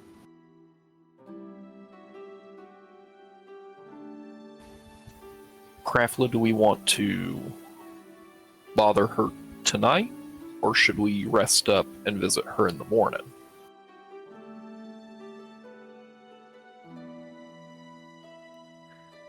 I feel like 8 is still within polite visiting hours for something as important as we've been set on. I'm sure that if it's too late, then we just won't be granted an audience. But I don't want to spend the night waiting if we don't have to. I agree. It'd be nice to get out of this place.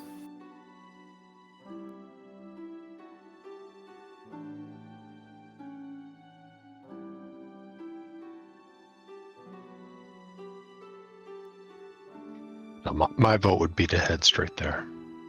Let's do it then. Broomhilda, any other thoughts on that? She's back to squeezing her dog and giving him little smooches on the head. Oh, he's such a good boy. It's a boy, right? Yeah, I think so. What were you saying? We're going somewhere. Yep. Buckle in and enjoy the ride. Let's All go right. quick. Come on, let's go, Valiant.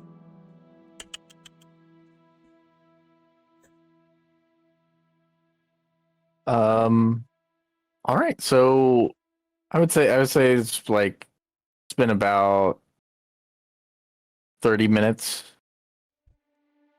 for polymorph time. Um, God, I can't wait for this I'll be is so disappointed. and so this merry band pulls up to this red and black tower. There's a couple of guards out front. The same guards that were talking to the town guard. But state your business.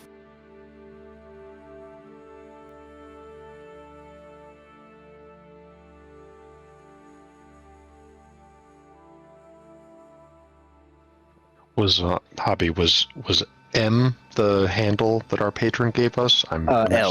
L. L. Okay, thank you. I knew it was a letter, or it could be pronounced as a letter, but I'm missing my notes from earlier. So, Yes, L. we're the contractors here to speak to L if she's available. All right. Stand by. He's gonna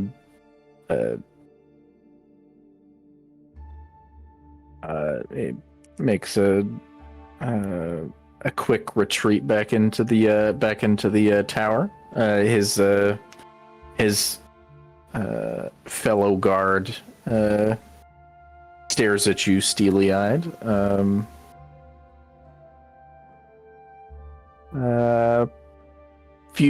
A few minutes pass, and he comes back out and motions you in. Inside this tower,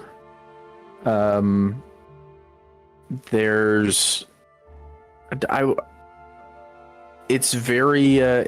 would say it's a very like modern kind of feel. It's just like describing it from kind of like our standpoint. It would probably feel pretty modern. A lot of like rounded surfaces. The black and red color scheme definitely is still very apparent.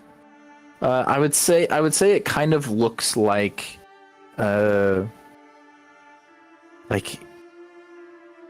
almost like a gamer den, you know, kind of like with red and black. It looks like a big like a PC gaming tower. There's on the left there's a nice sitting room with a roaring fire, and in front of the fire is a massive polar bear pelt. Sitting on the polar bear pelt is a massive mastiff, and on a kind of like I would say it's kind of like a recliner is the woman known as L. Broomhilda is instantly excited to see this dog. The dog is very excited to see Valiant. Awesome. Broomhilda looks at the lady and then at her dog. She's like, "Yeah, we have a dog too. I have a dog. Look at my dog." I think our dogs would be best friends if they knew each other. And while she's saying this, she's like bringing Valiant to the Mastiff. And if Valiant is trying to be hesitant on this, she is holding Valiant by the neck and dragging him towards the Mastiff. Corin, could you please make a strength roll? Can you make a strength roll, please? I don't know what your strength is, but I don't think it's very high. It's sad. Yeah, my strength is... Oh, it's 12! I might actually be stronger as a sheep. The things you All learn. right, Broomhilda, you will also need to make a contested strength roll if you're trying to push this terrified sheep. Oh my gosh! Incredible. Wow. All right, This dog is not having it. Wow. I'm For help? the sheep. The sheep kind of gets away from. I'm sorry, the dog. Valiant, definitely a dog. Gets away from you. Trying to get away from this dog. Like the dog is very interested in the sheep, but you can tell this dog is fiercely loyal to its master and hasn't been released yet. So it's kind of like drooling and like it wants to be released, but it's It wants to rip and tear, is what it wants. No. It just wants to smooch. So Corin kind of like skitters back out of the room and like Whoa. Whoa now there, Valiant. Can Gunther try to help here? Try to keep him from getting out of the room. Sure. Try to support Broomhilda in this moment. Let's do some. I would say probably like acrobatics or something. Yeah, let's do acrobatics. Acrobatics, you got it. As a rogue, You want me to very roll good at again? that. Yes, please. Strength again? Yes. And Gunther's rolling acrobatics. Yes.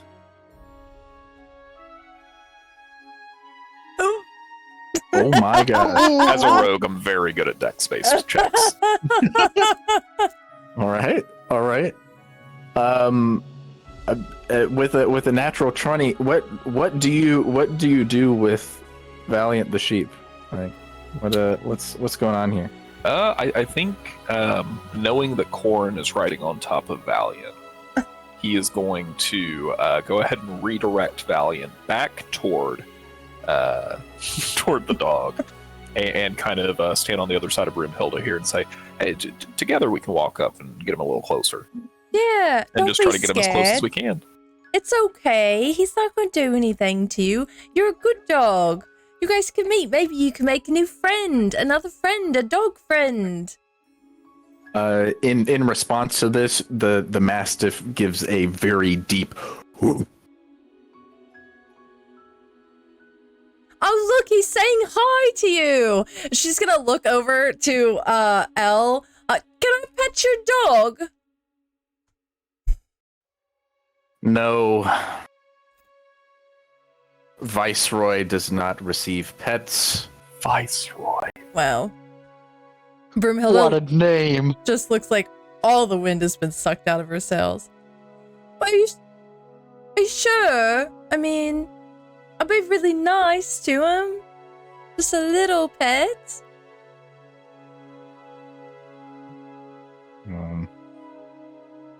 Your animal. My dog, yeah. What about him? His name's Valiant. Just out Very- of curiosity, with my speech of the woods, how would I interpret Valiant's woof? I would say it's probably a please.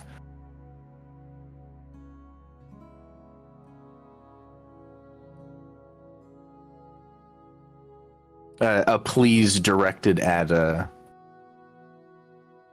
Viceroy's owner. L.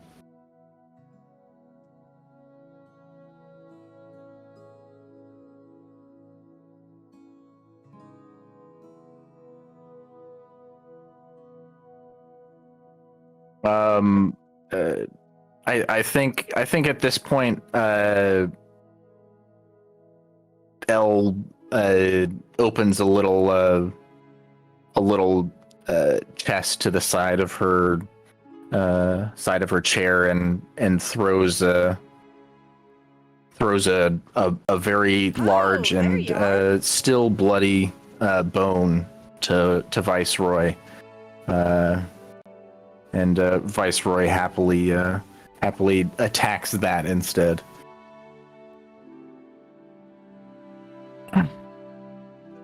So, besides getting my dog riled up, I assume there's a good purpose for this meeting.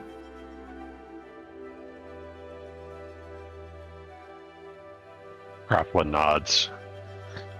We have what we think is at least some small measure of justice for Darme and the Styes, and a report on at least our findings so far. And I think with that,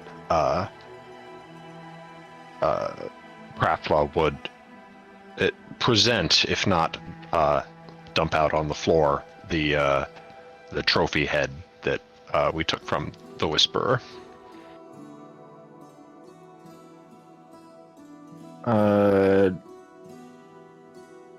She, surprised, she gets to her feet. She says, "Oh, nice. I knew his condition was bad, but my God, is this all that's left of Mr. Dory?" This is not Mr. Dory at all.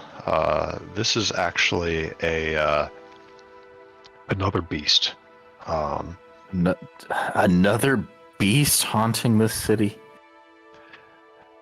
The cultists on the islands to the northwest of us, believe they called it the Whisperer. And in fact, I heard its words in my mind before we killed it.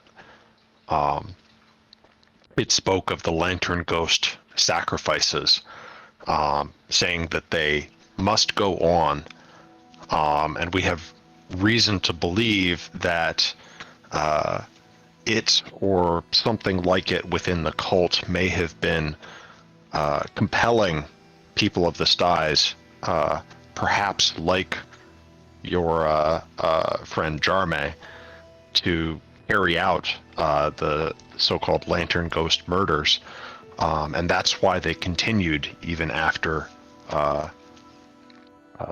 Jarme was executed.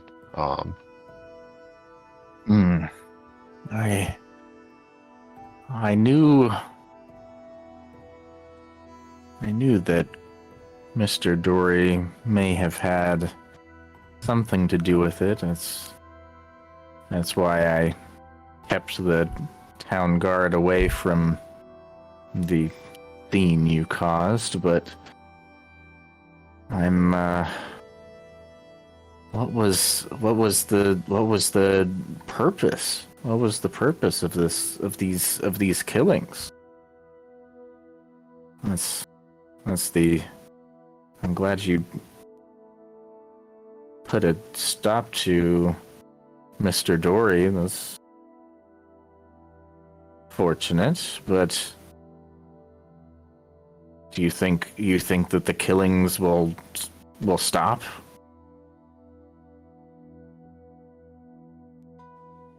Krapla frowns. I'm not sure. And then he turns to Gunther. Gunther, do you remember there was that it was almost like a poem, or some kind of dread prophecy. Do you remember what I'm speaking about? I believe so.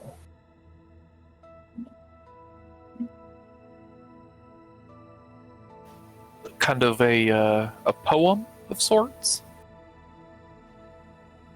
Yeah, this is me, like IRL scrambling to try to find any trace of this handout that you gave us and failing because I again don't have my notes. I don't think it was a handout. It wasn't the Whisperer commands it line, was it?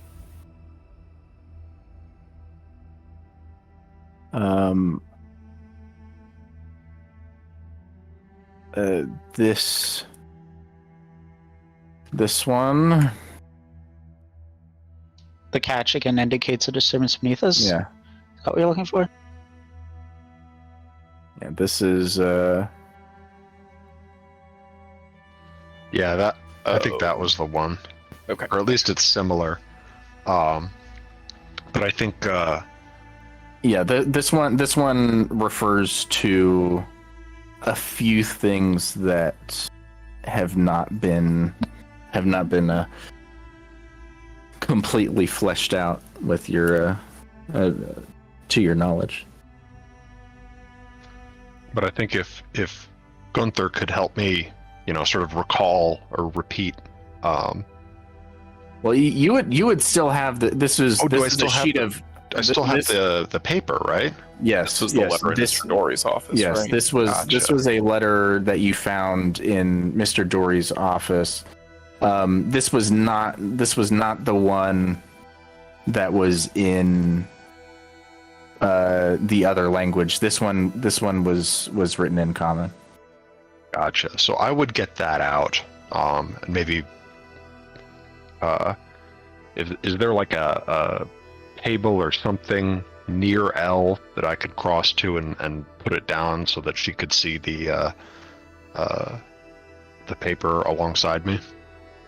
Yeah, sure. There's kind of like a an end table next to her. Yeah, I'd cross over to the end table and put it down there, sort of spreading it out to try to get her attention on it, and saying that we took this from Mr. Dory's things, and this trophy that we brought from you is, we think, the Whisperer.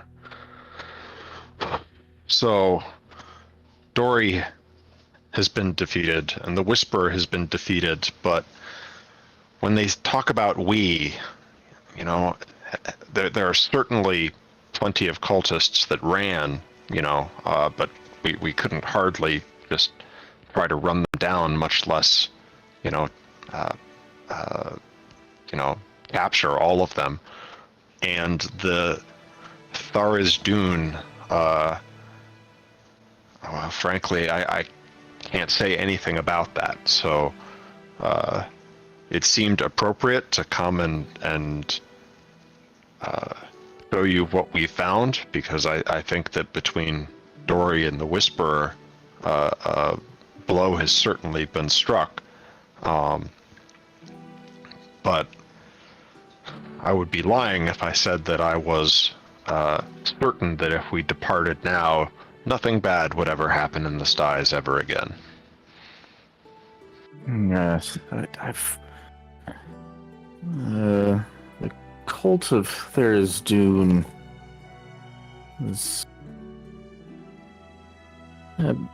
played a very important role in the Styes' history and in Seaton's history. I thought this cult was long gone, but this Whisperer, that's new. And she's reading the paper. She says, "The young one must be fed." What does that mean? This seems like the purpose of these killings. To feed something?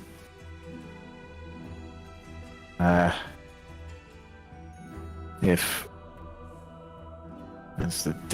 these are two separate things, the Whisperer and the young one.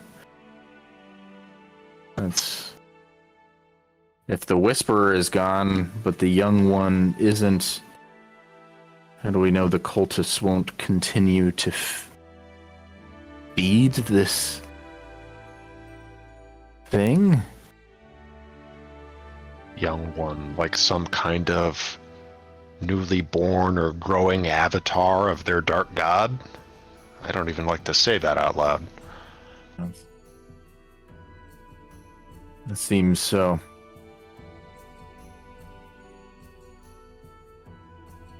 And where did you say you found this? This was in Dory's personal office. Dory's personal office.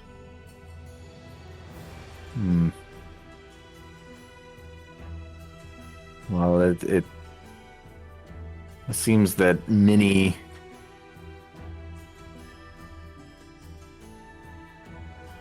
loose ends have been tied up here, but this last one seems like it needs to be tied up once and for all if we're really looking to stop these killings once and for all. It seems that we must find and solve whatever this young one is. Eliminate its hunger. The young one grows in both size and appetite. Good lord. All right. Well, I'm afraid our meeting can't be much longer than this. The other people on the council already suspect me of being behind the elimination of Mr. Dory. So, spending too much time in your company may make the situation quite difficult for me, and might make it difficult for me to continue supporting you. So let's meet after you figure out this last piece. After you figure out this last piece, your task will be complete, and I will pay you what is your due. I don't want to overstep here for either the party or yourself, ma'am. Can I ask?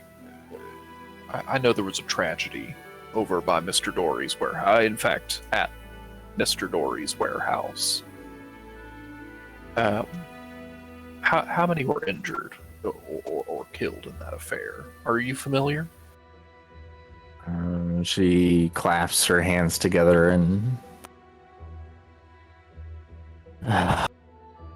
I was a true tragedy indeed. I didn't mean to make this an all-out war, but this is only the fault of Mr. Dory. It's only due to him. If he wouldn't have been up to something, we wouldn't have had to go to these great efforts. Though those workers were mostly innocent, I believe the fault lies with Mr. Dory, and I believe that the fault has been avenged.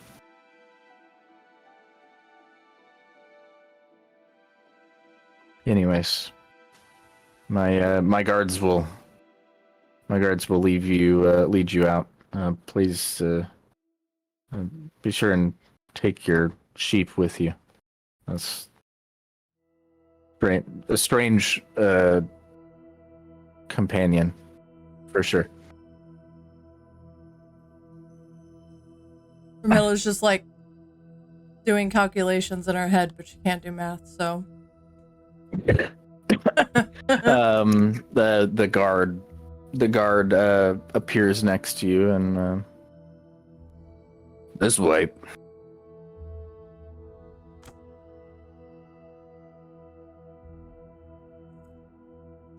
Before we step out, I know Gunther is probably pressing his luck a little bit here, but he is going to look over to Krafla and say, I don't want to overstep here. And I understand that the fault may be Mr. Dory's, but those people in his warehouse had families, I'm sure, and I don't know that they're going to sit too well with the idea of vengeance. Perhaps there's something small we could offer if our party is open to it, to help them rebuild. I think you're absolutely right. That is overstepping.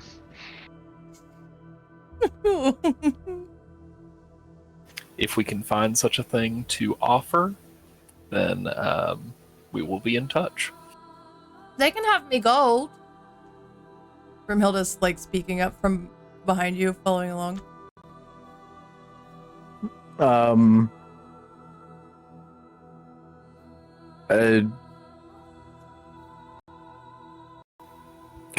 They will be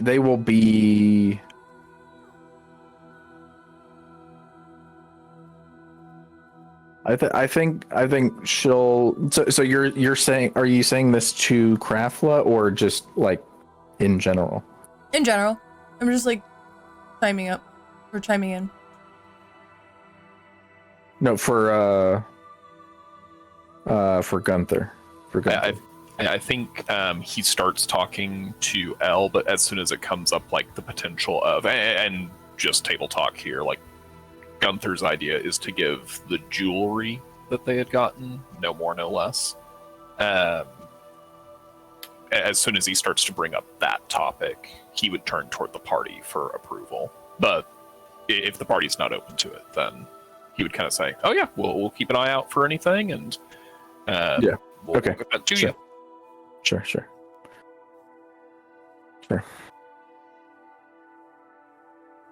Sorry, I was thinking about that.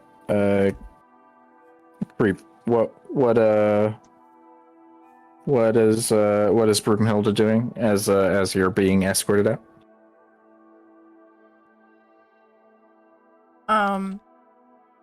Petting her dog. Sure. Yeah. When he makes mention of the gold, Broomhilda is definitely like, I got my share of the gold, I don't care.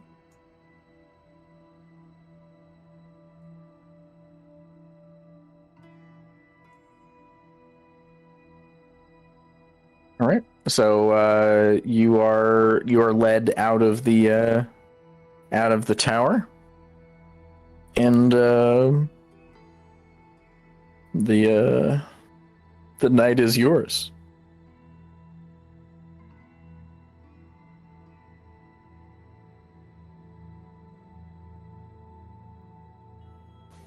Perhaps we should head back to the ship.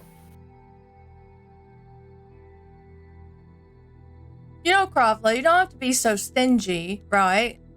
Like, it was your fault that we set all those people on fire. I say we because I'm trying to be nice to you, but you did kill a bunch of people. If this is you being nice, I really don't want to get on your bad side. You probably wouldn't. Did you see what I did to Mr. Squiggles back there? In the boat? Mr. Squiggles? Yeah, that big fucker we killed. I did see. Yeah, You messed him up real good. I did, didn't I?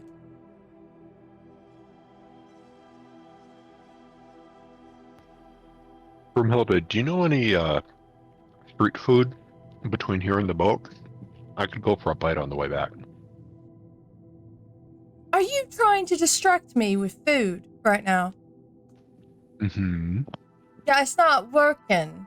Because I got sausages all day in me pockets. Can I have one? Maybe. Would you like to rethink your answer to my boyfriend? I mean, it's really no trouble. Hey, like she said, it's Mr. Dory's fault, right? We don't have to go out of our way here. Why, she wasn't there. She wasn't there. She didn't see it. I quite remember it being Craftler's fault. And now that's gotta sit on me conscience. I was there for it. I watched it all. That doesn't sit on your conscience. Are you a fucking monster too? Broomhilda, obviously I feel very badly about the people who lost their lives. What is it that you want from me? To just, give them some stuff for it. What, the dead men? No, they're like the families. Working for a cultist? I like the families, like all the people think of all the people that was affected by that. I don't think Gunther asked too much from you.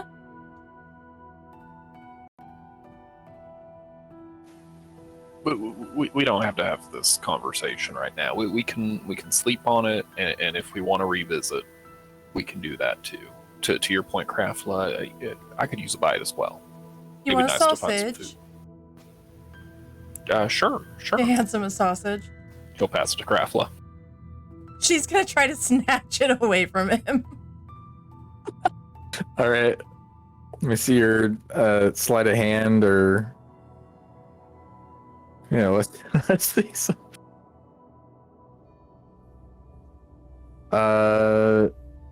Yeah. Can I get? Well, I guess you're trying to snatch it away from Gunther. Like it's still kind of like in Gunther's hand. Yeah. So Gunther, this is gonna be your contested sleight of hand check. Sleight of hand. Okay, a dex check. Good. Yeah, Yes, great. yes, yeah. You're a rogue, so I'm a great rogue. you're such a good rogue. Kind of just like. I think it comes off as like very simple. It's just like Gunther just like slightly raises his hand and still presents the It's not fair Still that you're so much taller than me. yeah. I think Gunther raises the sausage, leans down, kisses Broomhilda, and hands the sausage to Craftla at the same time. You're too nice. That's for sure. You're too nice. Thank you, Gunther. Crapla munches on the sausage. It's foul. It's not very good. It's it is- fucking foul. He chews through the foulness, maintaining eye contact with Broomhilda. She's scowling at him. I think it's bad. I think it's bad enough. This is like days old. It's been just in the water. Yep. I think this is the sausage from the Yep. The from lighthouse. the lighthouse island. Yep. The abbey. Yep. Which probably wasn't Can you- already in a can good you- place. Can you please make a Constitution save to keep a straight face here?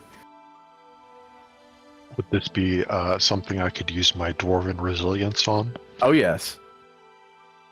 Yes. Please roll with advantage. Oh, yikes. Yeah, you're gonna Big need that yikes. advantage here. There you All go.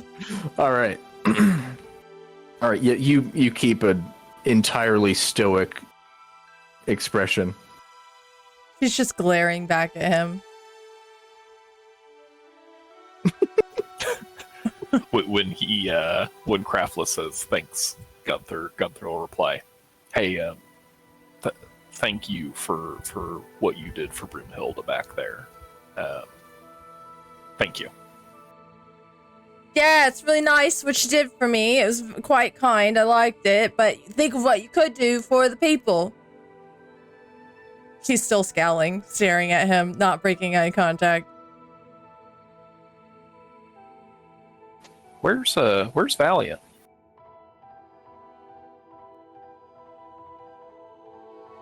Oh Because no. I think we've all taken our eyes off him, right?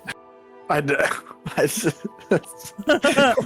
there any is grass nearby? no? This is a dock. Probably I'm munching on some moss then. You're like licking barnacles on the side of. Yeah. It's just like you're not even on the boat anymore. You've gone down the gangplank and you're like kind of like licking at barnacles on the side of the boat. Yep.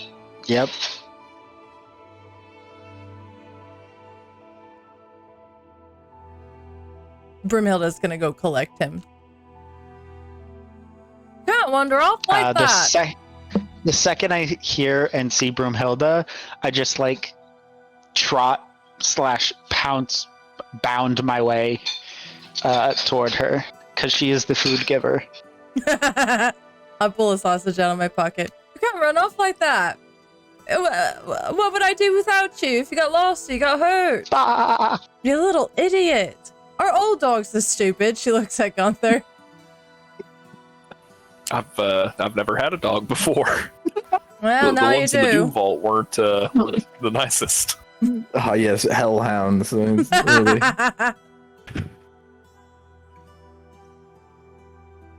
a different vibe. Well, come on. We're gonna go get some food somewhere. I feel like Broomhilda could like sniff food from like a mile away.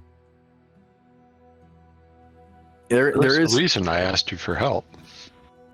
There is food on the ship. There is also food and at a couple other various places, including White's Bucket.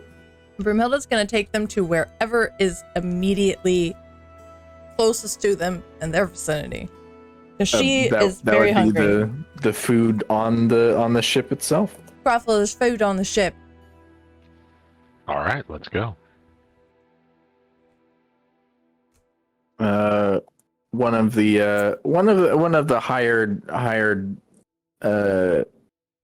hands is definitely a passable chef, and he can prepare something for you, or you can try and prepare it yourself. I don't know if anyone has any cooking experience. I don't think we've ever talked about that before. Most of the party's meals have been dried food or they've been old food. I don't. Does anyone have a cooking experience? I don't know if it's like in mechanical terms like a proficiency or something, but it fits the concept that I have for Krafla between the brewing and I imagine some fitting into like the survival skill that he's proficient in. Yeah, sure. Maybe not fine high society meals, but I'd like to think that he's a pretty proficient home chef. Sure. So yeah, you can prepare something, or you can have the hired hand make something for you. Or I'll try my hand at something. All right, you got there's the crew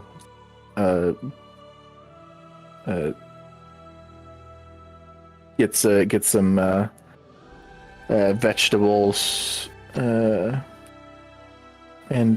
some fresh meat while they're in port. So yeah, you got a fully stocked pantry there.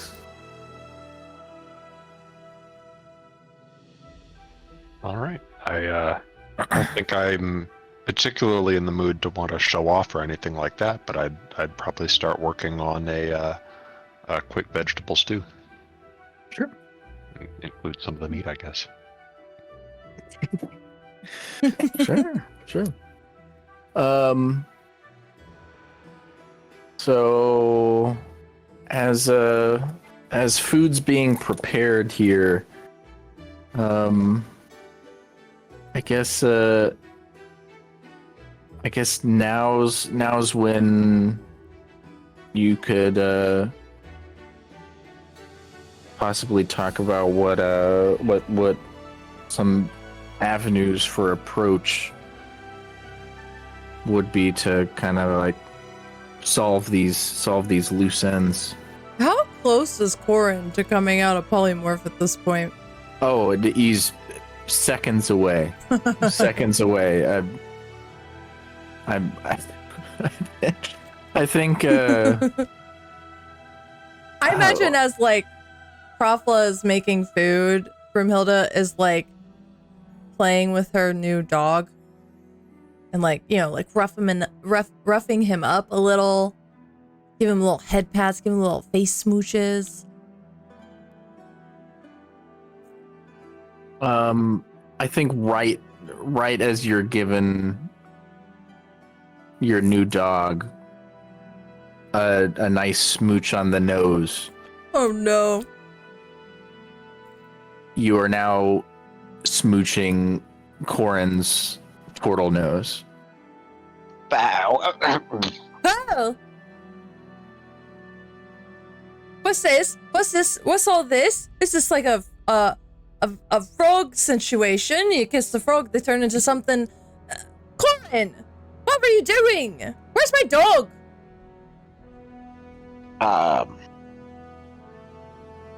Let me double check. Polymorph, but I don't know if I remember being the sheep.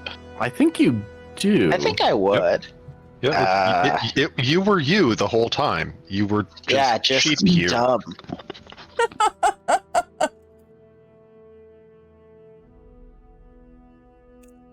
So messed up. Yeah. So about your dog. You better bring my dog back right now. What'd you do with him? Krafla? Care to assist? Sure. Krafla casts polymorph on Corin.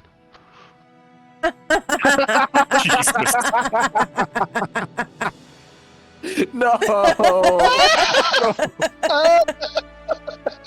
No.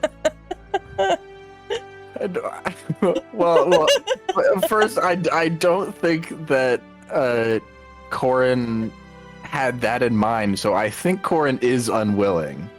I think.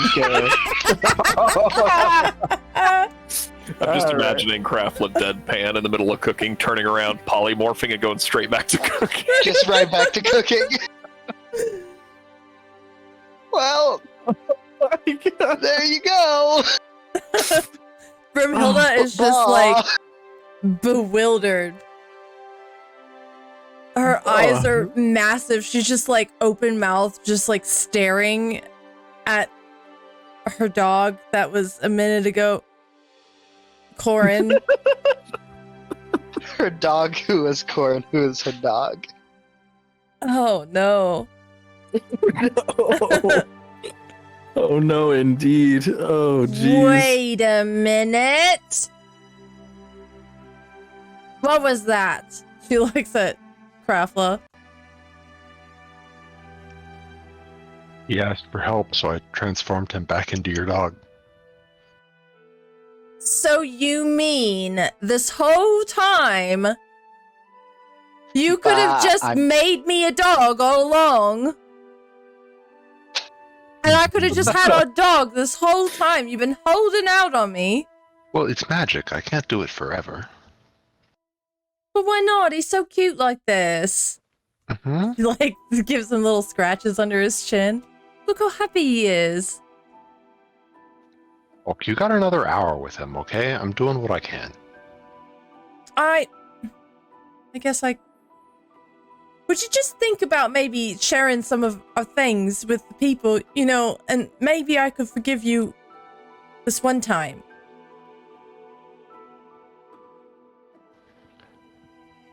You know, Broomhilda, I'm starting to feel very underappreciated. I'm really trying very hard to help people and to make you happy. And I'm starting to feel like, you know, maybe you don't want me around. I mean, it's really nice when you heal me and you turn me into like whales and stuff. No, I appreciate you, Craftler. I just don't always appreciate your attitude.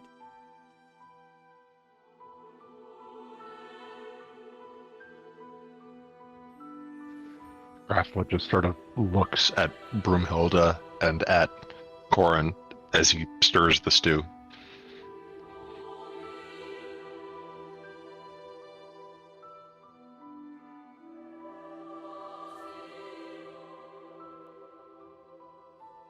I just, you know, Craftler, who hurt you?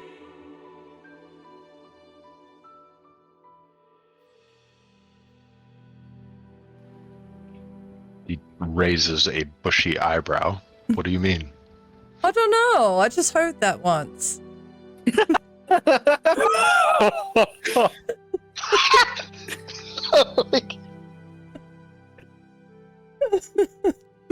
Perfect.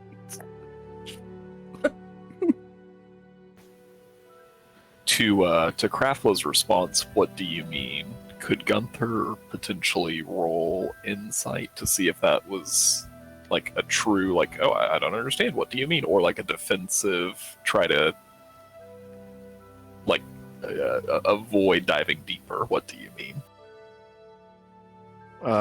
This is gonna be up to Craftla, whether or not, like, how Sure. We can how do deceitful you were being. We can do I'm certainly hiding some things, so we can do a contested insight deception thing. Okay. I'm good with that.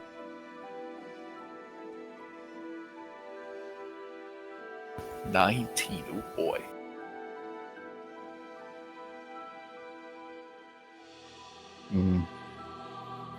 Hard to read. It seems like it was just a very straightforward question. What do you mean? Fair enough. Gunther kind of takes note, but doesn't do anything with it.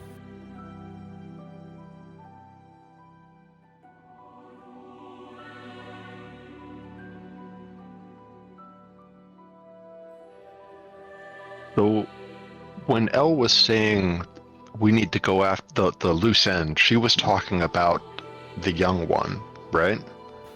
I think so. Poor Corin. I can't believe you turned me into fucking sheep. So fucked up. Gunther will knife the sheep. Oh my god! Holy fuck! Well, roll for damage. Oh my god! AC is 10. I got 4 hit Sneak points. attack. Broomhilda would like to try and attempt to throw herself in front of the knife or her dog. Oh my god! This is so fucked up. How do things get so bad so fast? Old magic. Yeah, wild magic is the reason. Oh my god. Look, polymorphing yourself is probably one of the worst ones. Oh, it absolutely. Really is. And really, the timing of it was just so. It's so important that it was such good timing for me to polymorph myself. Okay. Yeah, let's Valoran's a strength weapon. So yeah, just do an athletics check against the attack roll here. Oh, No. Can I slip on a banana peel? I mean, you do not stop the knife. Well, no, the short sword is coming out. no, my so is that dog! 17 damage? Yes, 17 damage. That puts you out of sheep form. Yes, it does. All right. Yes. Does that put you out of life? I think is the more important question. I was thinking about it. I was like, I don't really want it to do the sneak attack damage, but I mean, there's nothing more of a sneak attack than what just. Yeah, that's it's really quite It a was sneak attack. Certainly unexpected. So how much damage do you take? 13. Well, it only has 4 HP. It is 4 HP. Oh no! This is so. The sheep is bleeding, and then Corin is yelling in pain as you. Ow!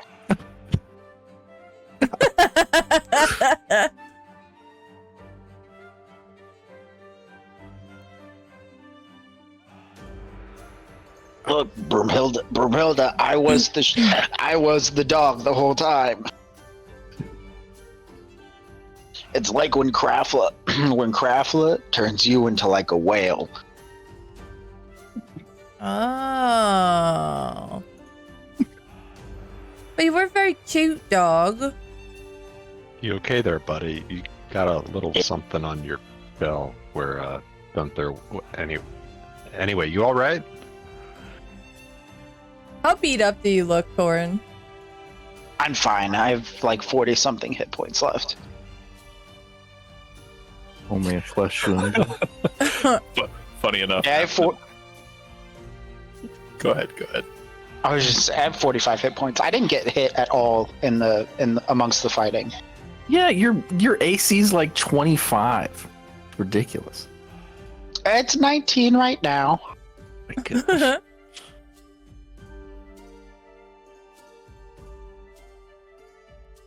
We were just talking a little bit of strategy here. Corn wanted to make sure you could participate. Thank you, Gunther. I appreciate that, and I'm staring daggers at Krafla. Do it again.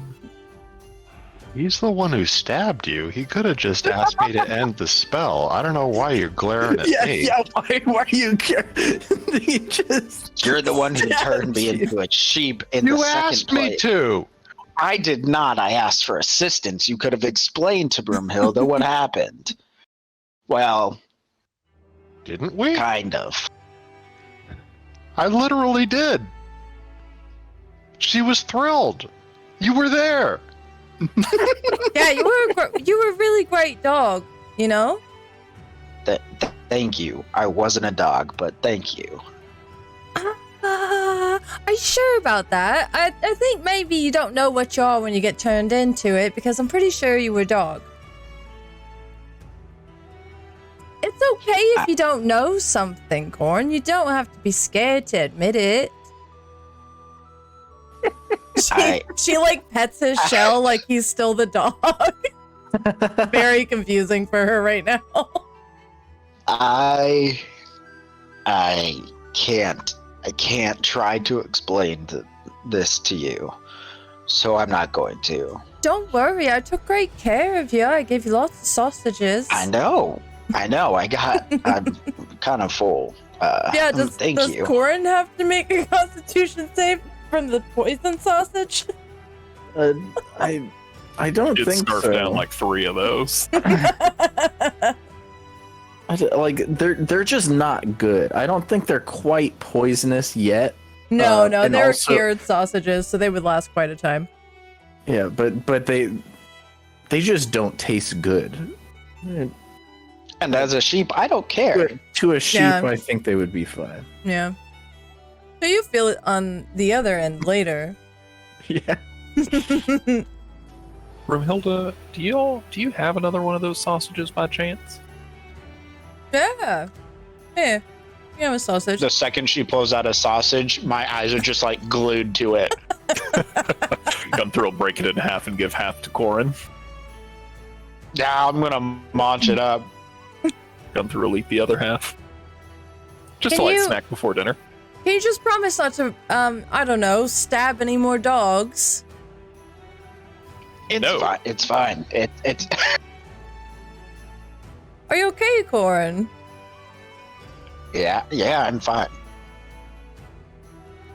It was a bit disorienting getting turned into a dog.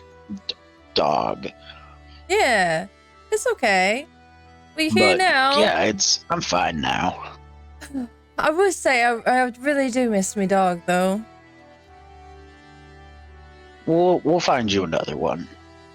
Every time you guys make this promise that you're gonna get me a dog, and then I never get a dog, and then the one time I do get a dog, my boyfriend stabs it, and it becomes you.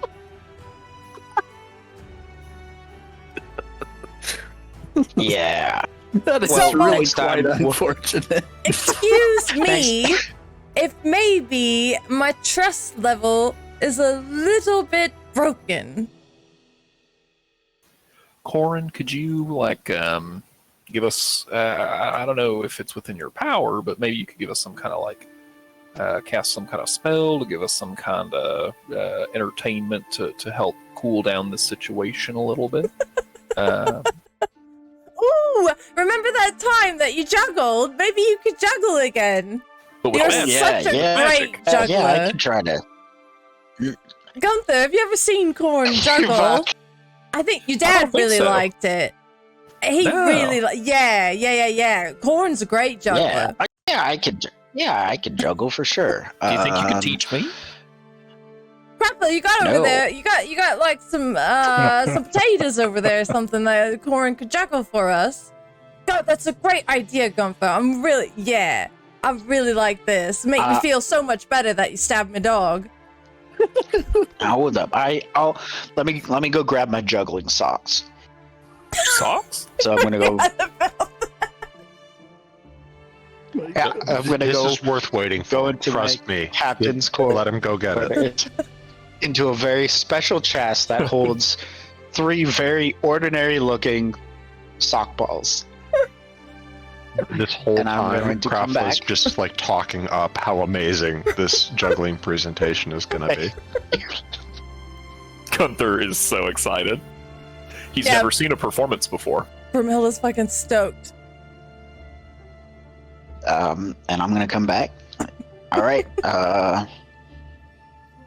Here goes it. It's been a little while, and it's been quite harrowing since then. So, excuse me if it's not the best performance I've ever had. You do fine. It's like riding a bike, I hear. She like turns to Gunther. I don't know who says that, but I just wanted to cheer him on. It's about like 3 tosses in. No, you drop the socks.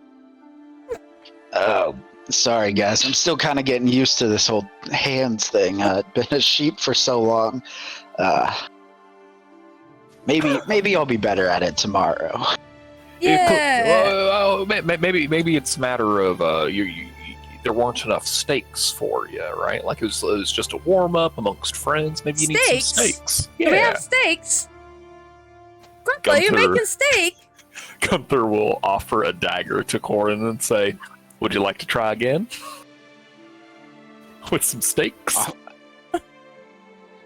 Why does everyone keep saying steaks? I don't see I'm any sure steaks. that'll be fine. I'm sure that'll be fine.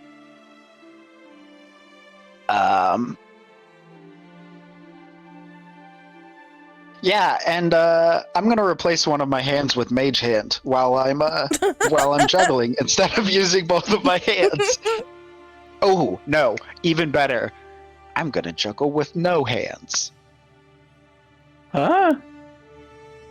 I'm going to use the mage hand to juggle because I don't have to move my hands. I can just move it from one place to the other and basically one-handed juggle. Try to one-handed juggle using my mage hand. Okay. I've never tried this before. So- Probably it's gonna go poorly. So it'll be. So it's instead of adding charisma to your performance, you're gonna be adding your spellcasting modifier instead. Oh, you say It's just you're better. You're better at maneuvering your mage magic, yeah. hand. Yeah.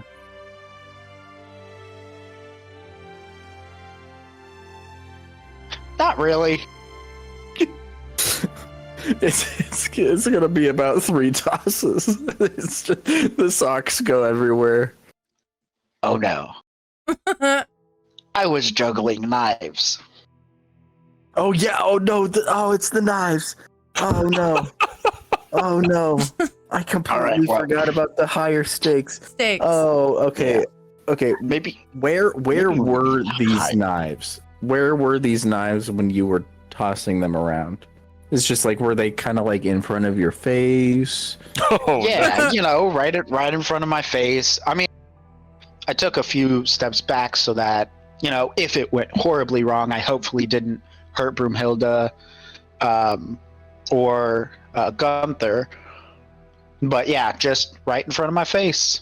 Just like a normal juggling person. Yep. Yeah. It's I think they're gonna go right into the ground. Barely missing your little toesies. It's a close call, but I think you've been stabbed enough already. Oh, thank you. that was great. No. No, it was not. Best performance I've ever seen. Well, it's the second performance you've ever seen. And it was better than the last one, for sure. Oh, I'll give it another try some other time. Fair.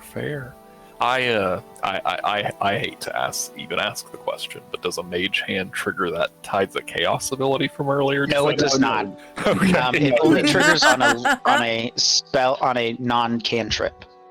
Well, also That is- no, like the trade-off is if I have him roll on the table, he gets the ability back.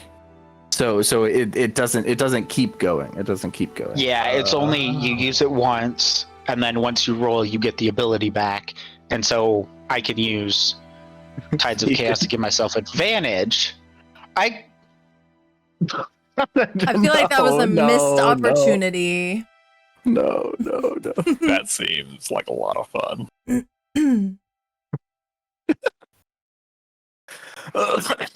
No. Okay. All right. Third time's a charm. Okay, Gunther. I think we need to raise the stakes even higher. Gonna Why'd work you nice guys knife keep into there? talking? Why'd you guys keep talking about steak? Now I just want a steak. Krafa, are you making steaks? No.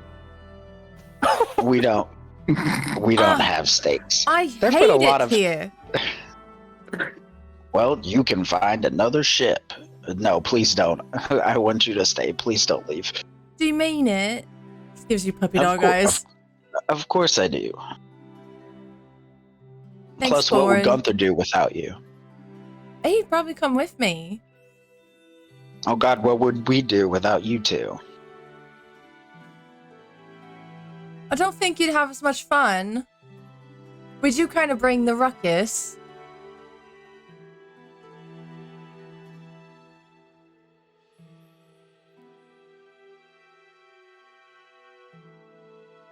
Gunther is searching through his pouch for other things to give Corin. Yeah. Here's some pitons, some string. Got a tinder box.